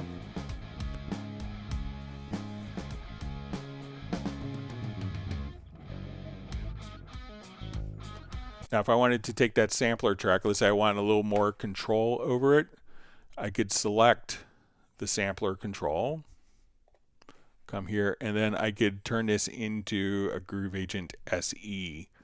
And we can take that same sample, and if I route that MIDI data here to Groove Agent SE instead, so I have my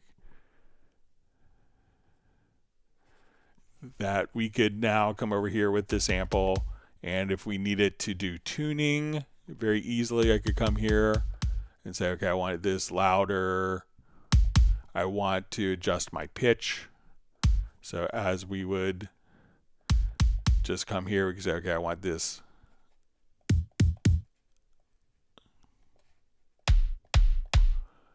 So you could also come over and do different envelope stuff. So if you wanted to, you would just come here and do. So you could, so again, just drop a sample, and you could drop a sample into a sampler track, Groove Agent, go to the tracks here, do the hit points, and then create MIDI notes. Make sure that that MIDI pitch that's being created is the same. That's going to be where you want the sample to be triggered from. And then if you need it to go beyond the capabilities of the sampler track, we'll just fire off the sample. Work great every time, but if you needed more flexibility for editing, you could just take it into Groove Agent and do some more tweaking there if needed.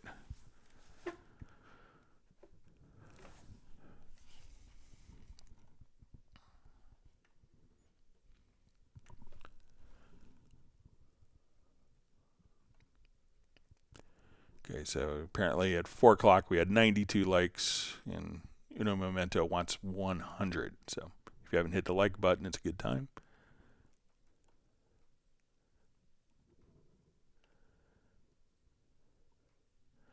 All right, so we see Charlie says, awesome, man, really appreciate it. Thank you. Much love from the UK. Thanks for the kind words. See from inactive users, says thanks with a big heart.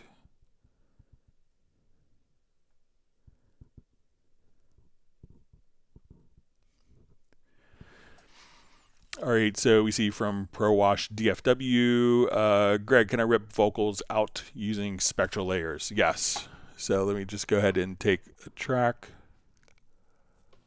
Do brand new track here.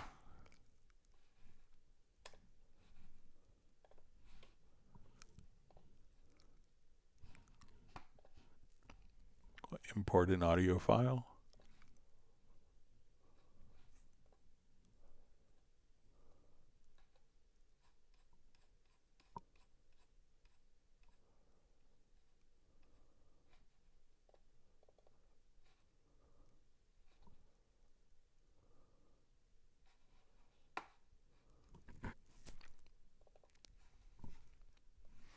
All right, so if we wanted to get the vocal out of a track, and we could do this with Spectral Layers 1, which is included with your Cubase license. All right, so I'll just come here. Let's just listen to it real quick. Just get a quick reference. So it's a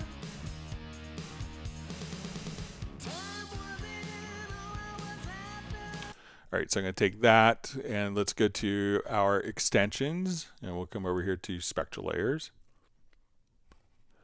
And I'm going to go to Unmix, and we're going to say, okay, I want to unmix song, and I'm going to choose just to do vocals. So with Spectral Layers 1, you could do vocals. If you have Spectral Layers Pro, you could do guitar, bass, drums, piano, and other instruments. So we'll hit OK. Let's take a minute or two. So basically, I always make the analogy, this is kind of like having a piece of cake and then saying you want to take the egg out and put it back in the shell. There's a 2-track mixed file, and then we're basically taking the vocals out of it.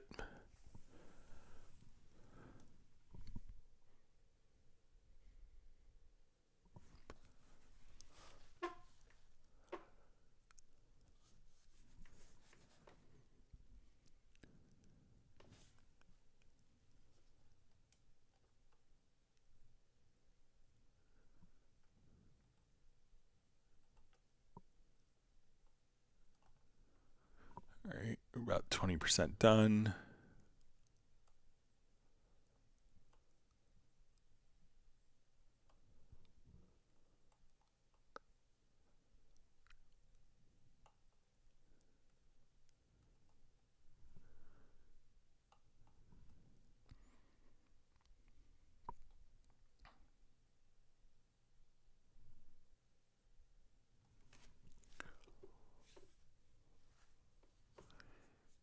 right, about a third there.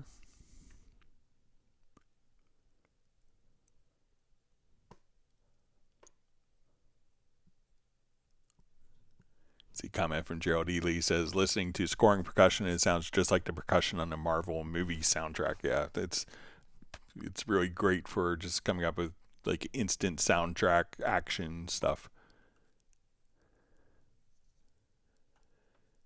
See, Uno Memento has a nice comment, says his heart beats for Yamaha. He has a Yamaha engine in a boat.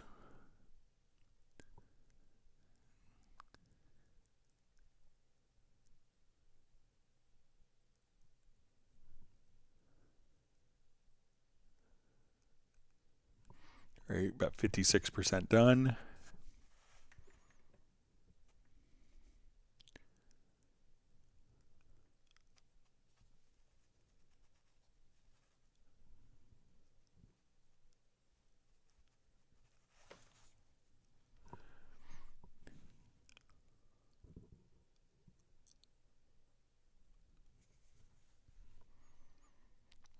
All right, about 2/3 done, approaching 70%.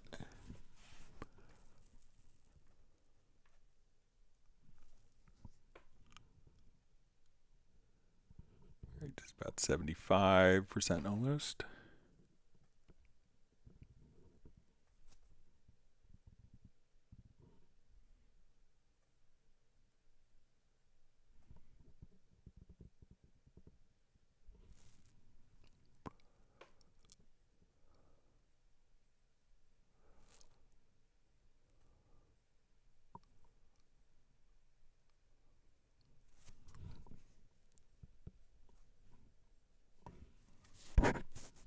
Sorry for hitting my mic. All right, almost 90%.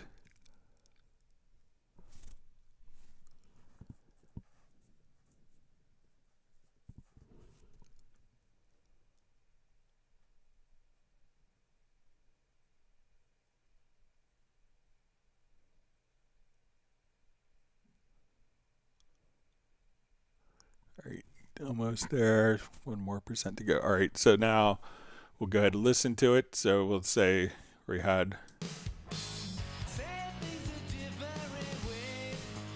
So now it's broken down the vocals into its kind of own layer. So if you wanted to mute the vocals or isolate. There's time to do all that needs to be done. Not at an age when you always too old. So if I want to come here and make the vocal louder, or the vocal is too loud in your 2-track mix,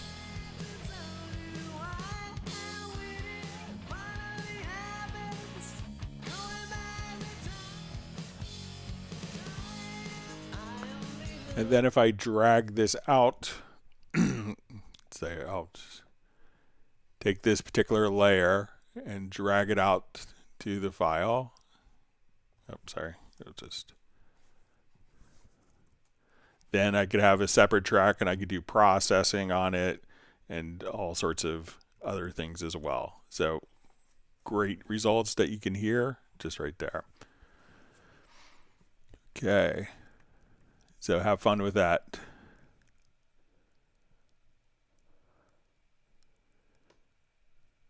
All right. See Jazz Dude may be moving to Montana. All right. So inactive user just says, can I activate the old EQ mode where the window doesn't vanish and when I move my mouse away like in older Cubase versions?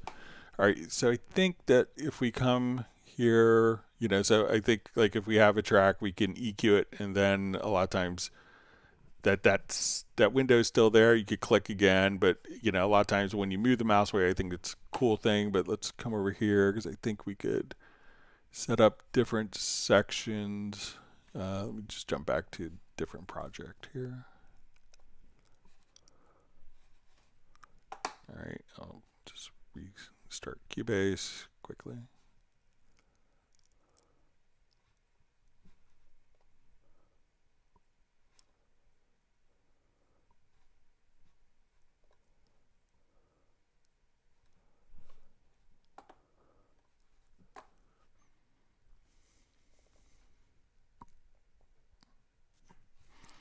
Okay, so as we're here, so I think if I come here to the, if you open up the channel settings, it's, here, this EQ will stay. But I personally kind of, the EQ is here, and as soon as you touch, then it gets big. And then when as you move away, I personally really like that that's not always kind of blown up and kind of overt, but I could still see kind of the EQ changes here and see what's going on with the selected track. So it's going to, let me just see if there's, I'll just check, make sure it's not a different. Yeah, so I think that it's, it's the intention to kind of like show you the information when you need it, but when you go away, for that not to be cluttering up your screen. So, but I don't know a way to not do that other than opening up the channel settings.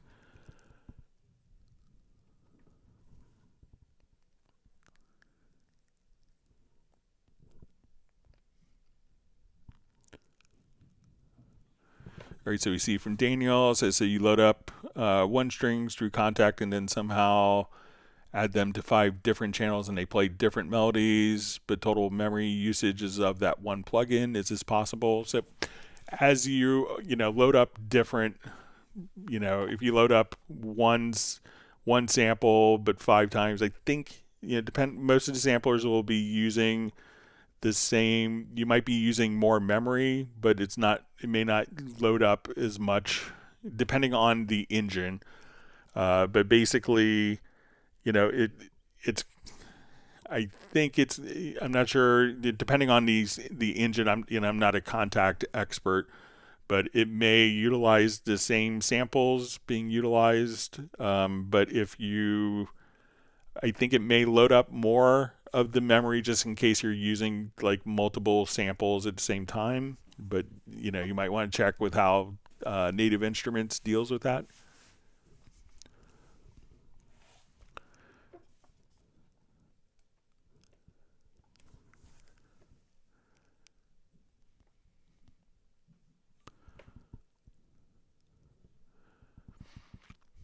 All right, so we see from Bratman Studio, says Greg, I'm not sure when the monitor button per track is needed. I still hear the other channels playing back, but back when I record, is it moot? Basic question probably, but I never seem to need it.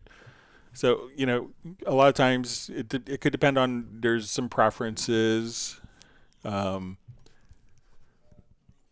if I come here and we go to my plugins, let's come over here or go to VST as the preference, and you have tape machine style. So a lot of times this can make sense, but sometimes you may want to play along with something but not record the particular track, but you may want to hear the input source. Maybe you're rehearsing something and you just want to hear the source like as you're playing along to the part without having to always be record enabled. So that's why you could have the monitoring status, enabled. And sometimes you may want to record and not hear it. So that's why it's kind of a separate stage. So just because you're recording, you may not want to hear, I've seen so many, like I can remember working with Phil Ramone on his session once, and and he would record, and then it was great because I remember this piano player, kind of a younger kid, his first record, and he's so thrilled working with Phil Ramone. But Phil didn't listen to the recording while it was going down. So he would want to listen to the recording with the client, with the performer, kind of together, so that they were kind of in the same mind field. So that, so he didn't want to actually hear the recording, and he would often just like have the TV on while I was recording because he wanted to listen to the recording with the artist. So at that point he would choose to record but not monitor.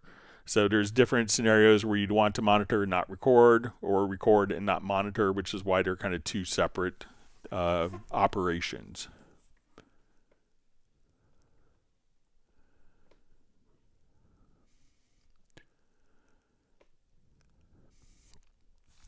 All right, so inactive users is, can I arm my track for monitoring the speaker symbol but play at the same time the sound on that track so I can hear what I recorded? All right, now I have to turn it off every time.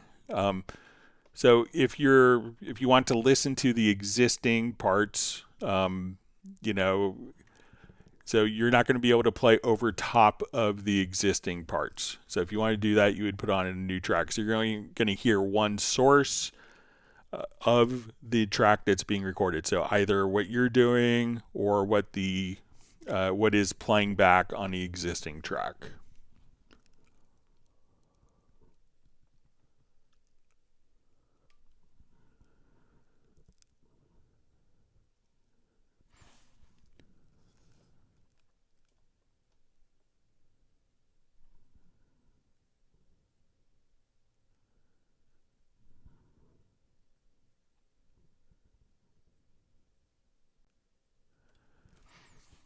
All right.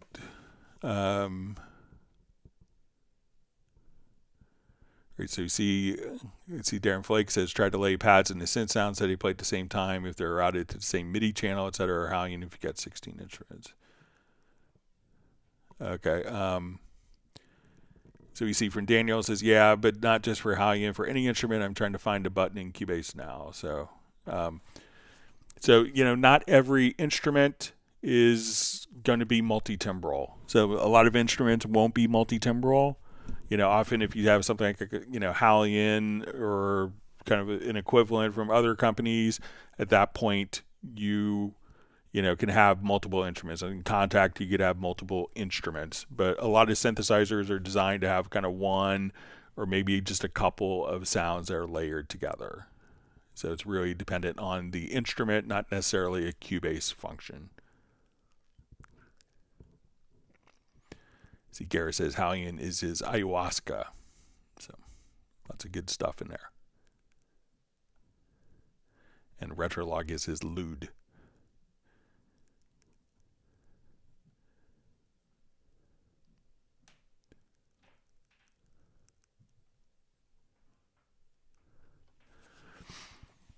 All right, so we see just a question. Instead of select from cursor to end, is it possible to select from selected note part to end?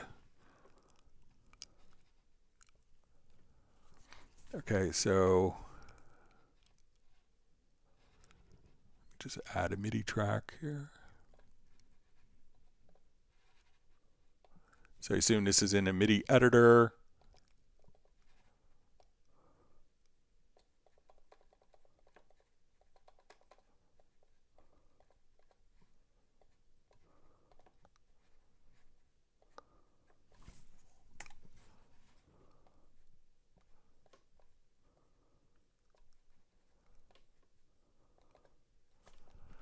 Okay, so let's say I want to select from this note to the end. So I'm not sure if you want to split, or so let's say if we have MIDI notes that are overlapping, but let's say if I come here, let's take a quick look at this, select.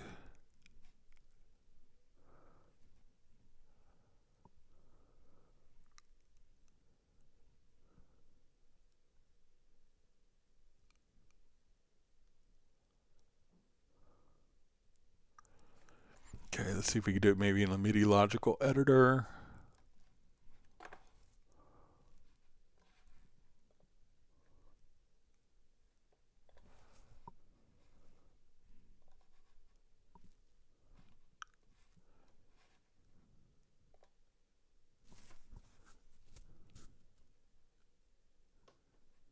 Okay, so if I have my cursor there, I think I could.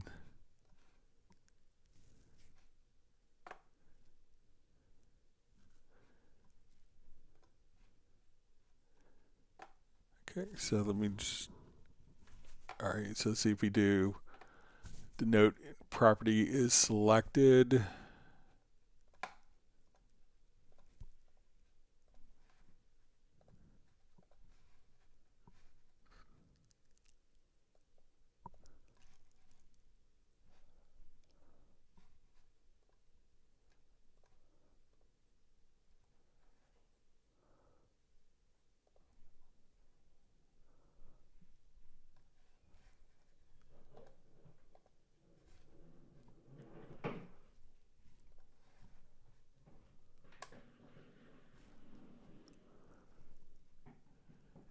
So if we have the cursor, we could come here. It looks like we could, beyond the cursor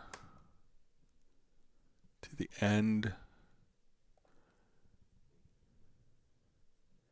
And I think maybe if we have this set to maybe our transport mode, set to video files edit mode. So if I now, let's say my cursor is here, I have this note selected.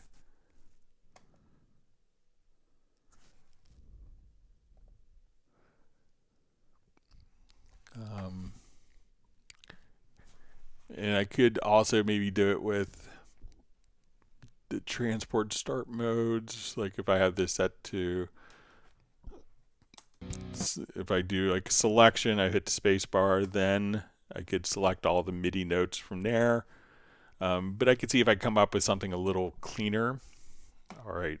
So I'm going to get to some of the questions that were mailed in. Sounds like my rug shampoo thing is going to be starting soon, so we'll get to those questions before we might get have too much noise. All right, so the first question was how to split a MIDI keyboard range across two different instrument tracks, where we have like low notes on one instrument, and as we play higher notes on a different instrument. So I apologize for noise. My wife has a lighter schedule today for the holiday, so she scheduled our shampooing of our rugs in the house. Forgot about my live stream. All right. So let's say I have on this, I have kind of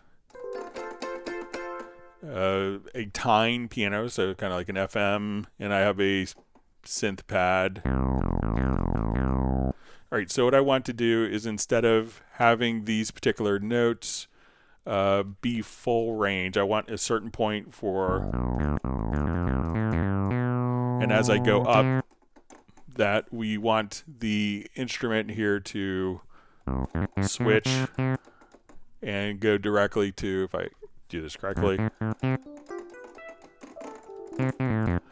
All right, so how we could do this is I have the two instruments set up, and these are both in Hallian Sonic. And if you want it, there's two different approaches. One is we could use the simple approach, could be to use if we wanted to do one particular instrument, we could put these on the same MIDI channel, just like we discussed earlier, and we could say, okay, at a certain point, we want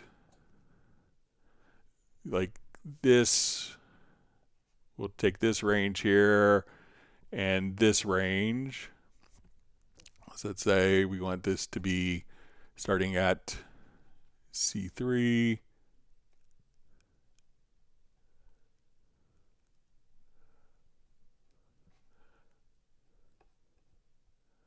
So if these are both on the same MIDI channel, we can come over here, and as we would play both instruments, we could, have those kind of, I'll just reverse these here.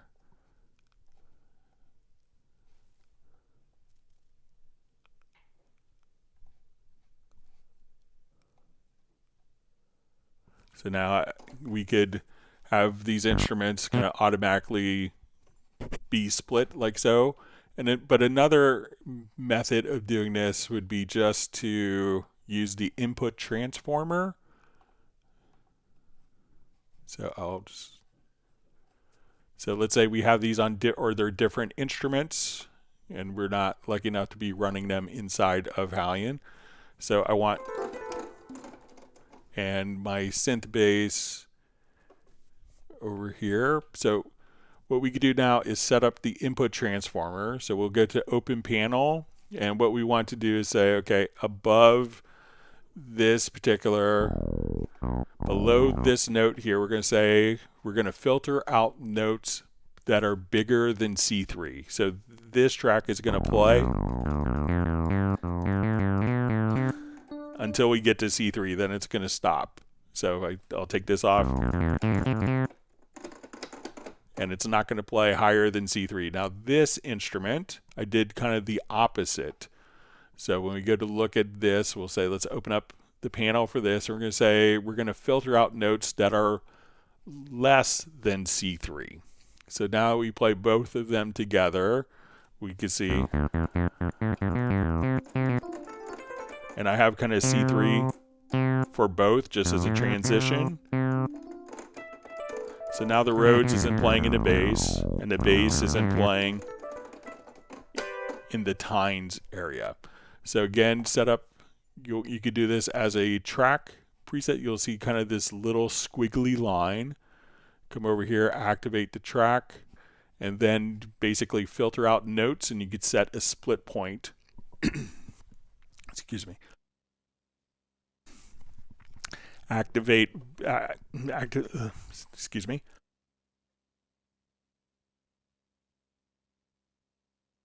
All right, so activate both instruments and then set split point, and then you'll be kind of all set. All right, next question is mailed in. Most orchestral templates have tracks with long and short and other articulations. I'm wondering about the best workflow when inputting notes. If you're inputting live from a keyboard, do you change tracks while playing? To me, it seems counterproductive for the inspiration you might have at the moment. So what is the best way to do it? All right, so, I think, the old, probably older school methodology would have, when we look at this, they would have, different, long and short notes for cellos and different articulations on different lanes. And I think after a while that just gets to be silly. So, what Cubase did, I think in in version 6, is we came up with something called the expression maps. So this way we could have, and if we have a Hallian instrument, we could just automatically import these expression maps. So we could see all the articulations that are on one instrument. So what we would do, instead of switching from a short to a different track to a long and then having to consolidate those in notation, which is just going to be prone to errors, what we could do now is say, okay, let's take this, let's just change my start mode here. Sorry about that.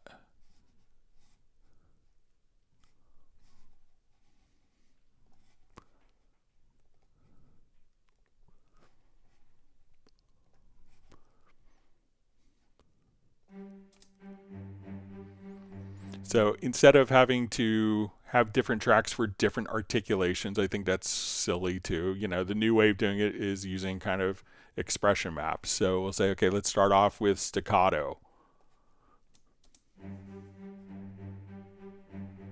And then at this point, I may want to do, short notes. I may want to do pizzicato starting at this phrase, back to spiccato, and then legato. So now we have one track and all of the, so we'll just come right over here.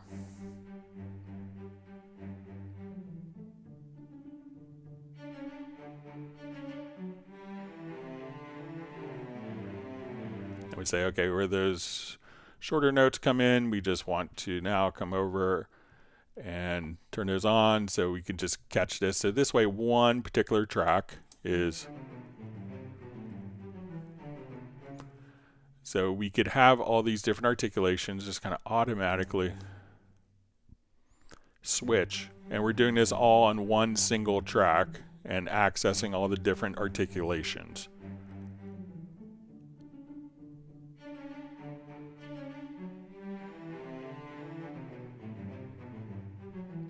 So long notes, short notes, pits. If you want to do tremolos, you want to do trills, instead of having separate tracks for each of those. And now the beauty of this is we go to our score editor, and then we could see everything laid out for us in our score editor. So we'll just say,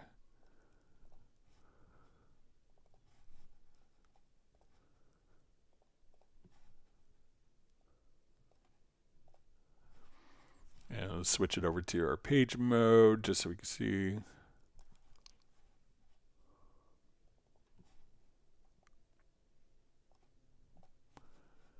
And as we zoom in, you can see the different articulations can automatically be written in as well. So you could just see those different articulations. So it automatically updates into Score Editor as well. So I think having on separate tracks is silly as well. All right, so we had a question. Is there any way to delete all muted events on the project window? Okay, so let's say we have different muted events here. And after a certain point, I just wanted to get rid of events that are muted on the project. So let's set up a project logical editor template for that. So we'll come over to our project logical editor, go to setup.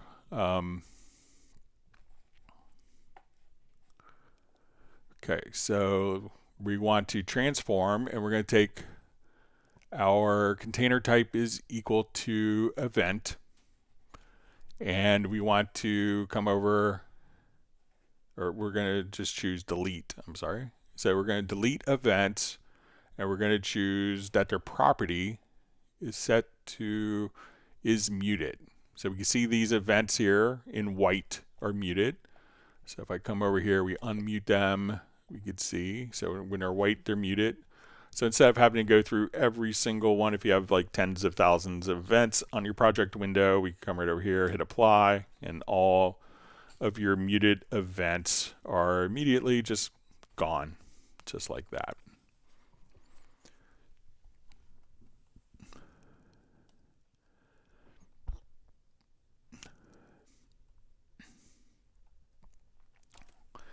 All right, next question.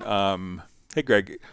Here's a problem I come up against quite a lot, and try as I might, I can't work out what's going on. When using render in place on a multi-output instrument, Groove Agent in my case, I cannot find a way to have the automation I have written on the sends copy over to the rendered file.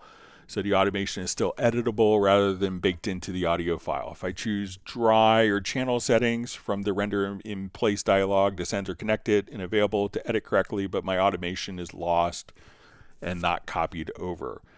To replicate the issue, use a multi-output instrument, Groove Agent, for example, activate extra outputs, assign a sound to that output, a snare drum, for example. In the channel settings for that output, connect to send to an effects channel with reverb, play a loop, and record.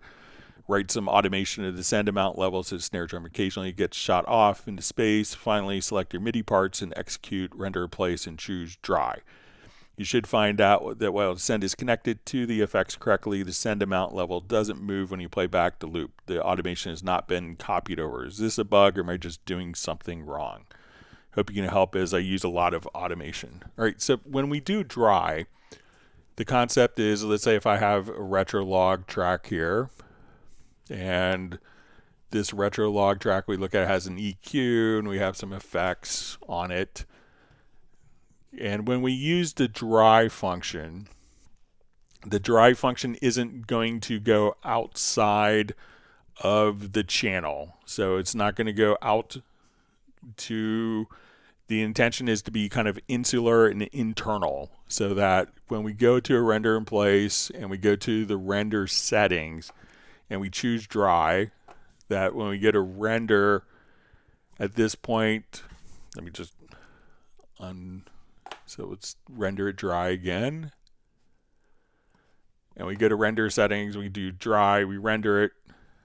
And now when we do render, we can see that when we go to the channel settings, that the EQ and sends are there. So the intention is for it to have the dry signal, and the dry signal keep the same exact settings here. Now, when we are working with multiple channels, like if, let's say we have a Groove Agent part here. So I'll just solo this. Sorry, wrong. and these are feeding multiple outputs. All right, so when we choose dry doesn't take into account anything past the channel. So it's not going to take into account it's sending out to different effects, it's automation. So when we have those options, what we could do now is just come over and we can say, okay, render in place. And if we want to, let's say we do a render in place and we go to render settings. When we do the channel settings, that's going to include the inserts, EQs, channel strip. This will embed the complete signal path. So this would be the inserts, EQs, channel strip, and the send effects. And this would add the master effects. So that's going to bake it in, which is what, the vast majority of people would want to do. Now, something that you may want to try before you do a lot of automation, if you wanted to have that flexibility of maintaining the automation, what I would do is probably come over here, go to MIDI, select the event, go to MIDI, and go to dissolve part. Now, I haven't spent a lot of time doing this, but I would choose separate pitches. Then each drum is automatically split into a separate instance. So you'll have like your kick, your snare, your hi-hats, and each of these will be different instruments. And then I think if you did the automation on this, so once you have the drum parts in before you do automation, I would then split and do the automation on these. So it would add multiple instances of Groove Agent, but it would give you the flexibility. But when we use the the further processing, the intention is to embed those effects into the file so that you don't have to worry about the automation. All right, so let's jump back to live questions. So again, see everyone. It's just jump back to my live questions here. And you can always send questions in advance to clubcubase@steinberg.de.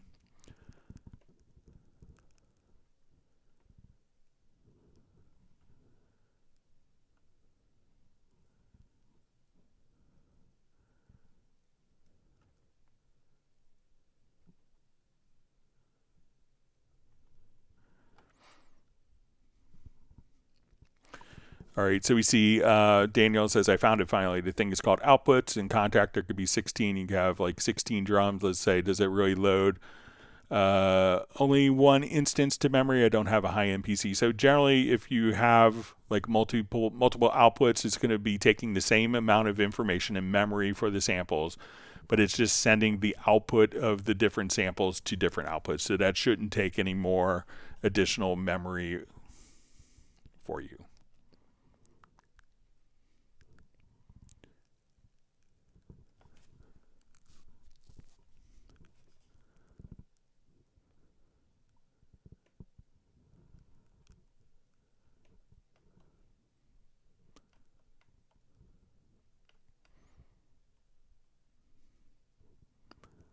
All right, sorry, my chat field just jumped.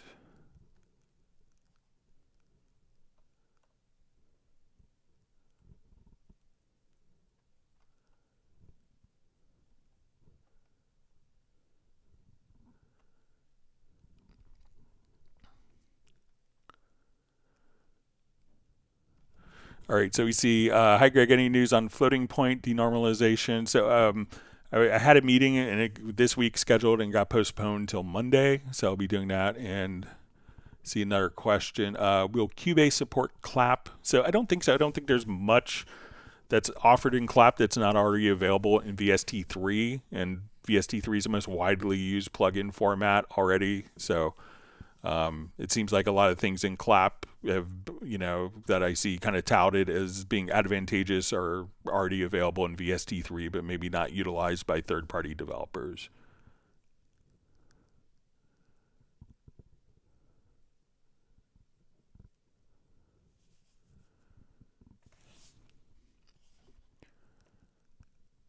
Okay.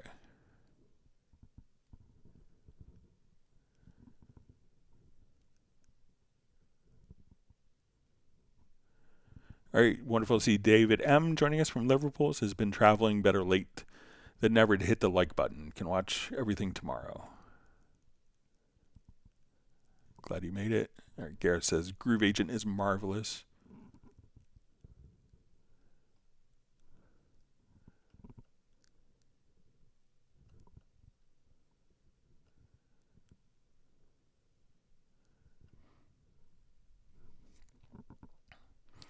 So we see Daniel just asks, you see Gareth recommended Simon Phillips expansions, and then Daniel just asks if Simon Phillips are like Groove Agent kits. Yes, there's 3 different Simon Phillips kits. Simon Phillips is like an amazing drummer, kind of really is probably the best at straddling the worlds of rock and jazz. So, you know, he'll play with I think he was a member of Judas Priest at one point, but, you know, has played with, you can watch his amazing work with The Who and, you know, like Give Blood by Pete Townsend, watch that on YouTube, and Toto, and just tons of other jazz and big band stuff. Just an amazing drummer, and you could definitely have, you know, Simon Phillips play on your tracks for you with his sounds. So, but there are extra libraries and wonderful. All right, great to see you got your on. He says, since 13, I've been having issues backing up custom drum samples I made in Groove Agent into folder I wish to store them in. I usually will make a folder within the project folder and keep everything in one place. A lot of times I will really like a kit I made and want to import it back into a new session. It will not import back into another session. Also, if I go to look for a kit, it also won't save and load. Please help. Okay, so let's go ahead and let me just build a quick kit.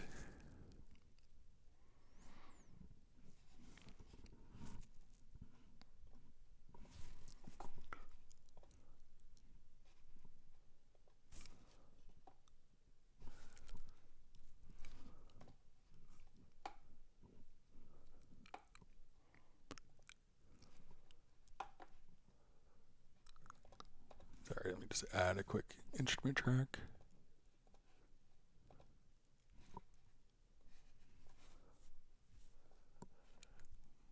All right, so I'm just going to go looking for non-samples here real quick.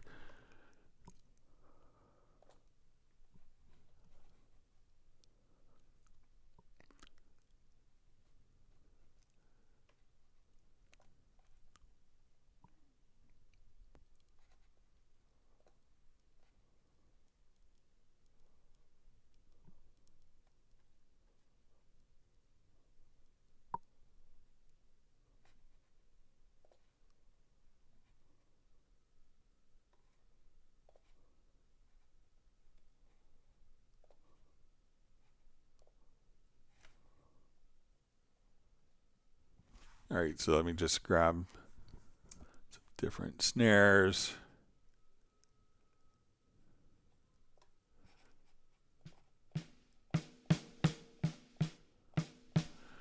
Okay, so now I want to come over here. Let's export kit with samples.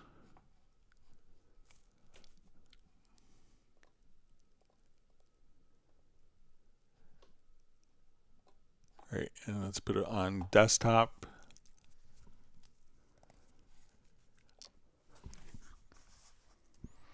All right, so we'll call this May 24th, 2024.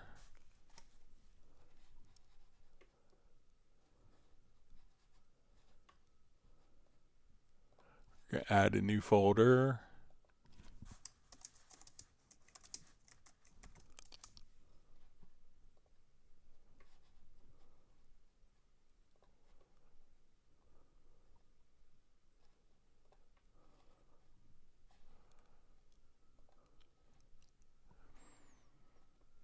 All right.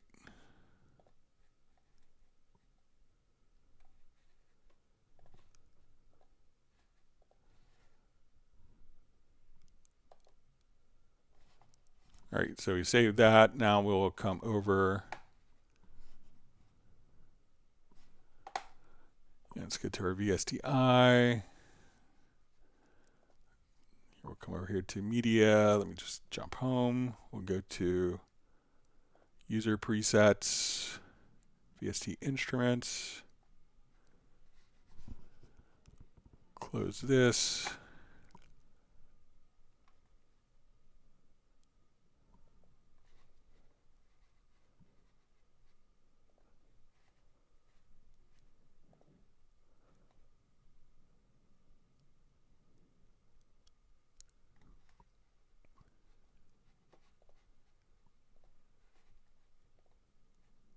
All right, let me see if I may have to rescan it. Let's get to.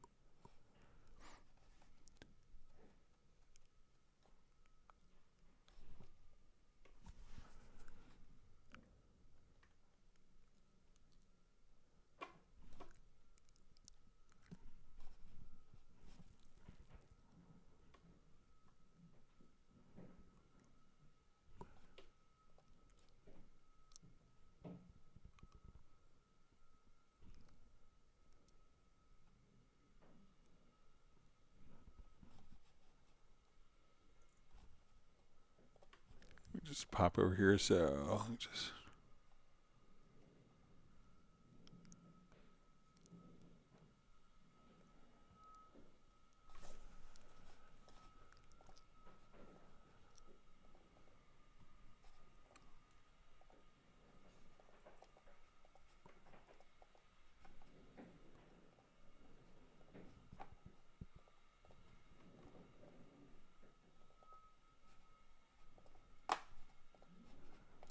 My mouse is acting weird.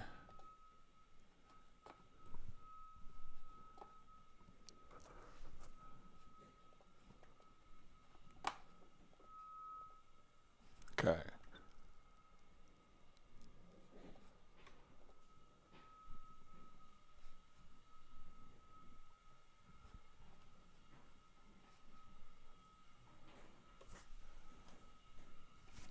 All right, so I'm just going to search for May 24th.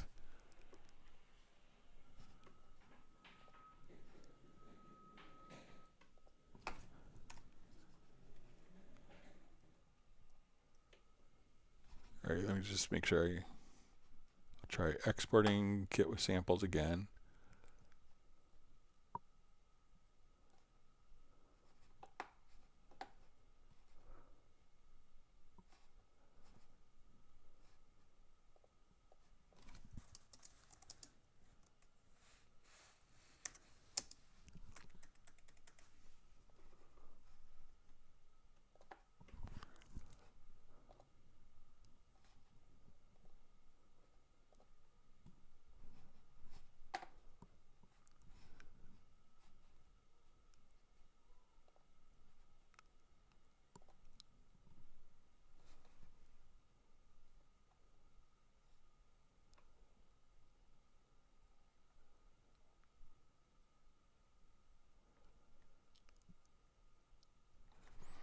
All right, let me just look one more area here. I know we're just about out of time.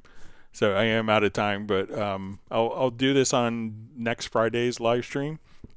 Sorry about that. Let's see if I get it figured out. But with that, we will go ahead and wrap up. Thanks, everyone, for all the wonderful questions. Again, we won't have a live stream on Tuesday, but we will on next Friday, a week from today. Everyone, please stay safe and healthy, and we'll see you next week. Goodbye.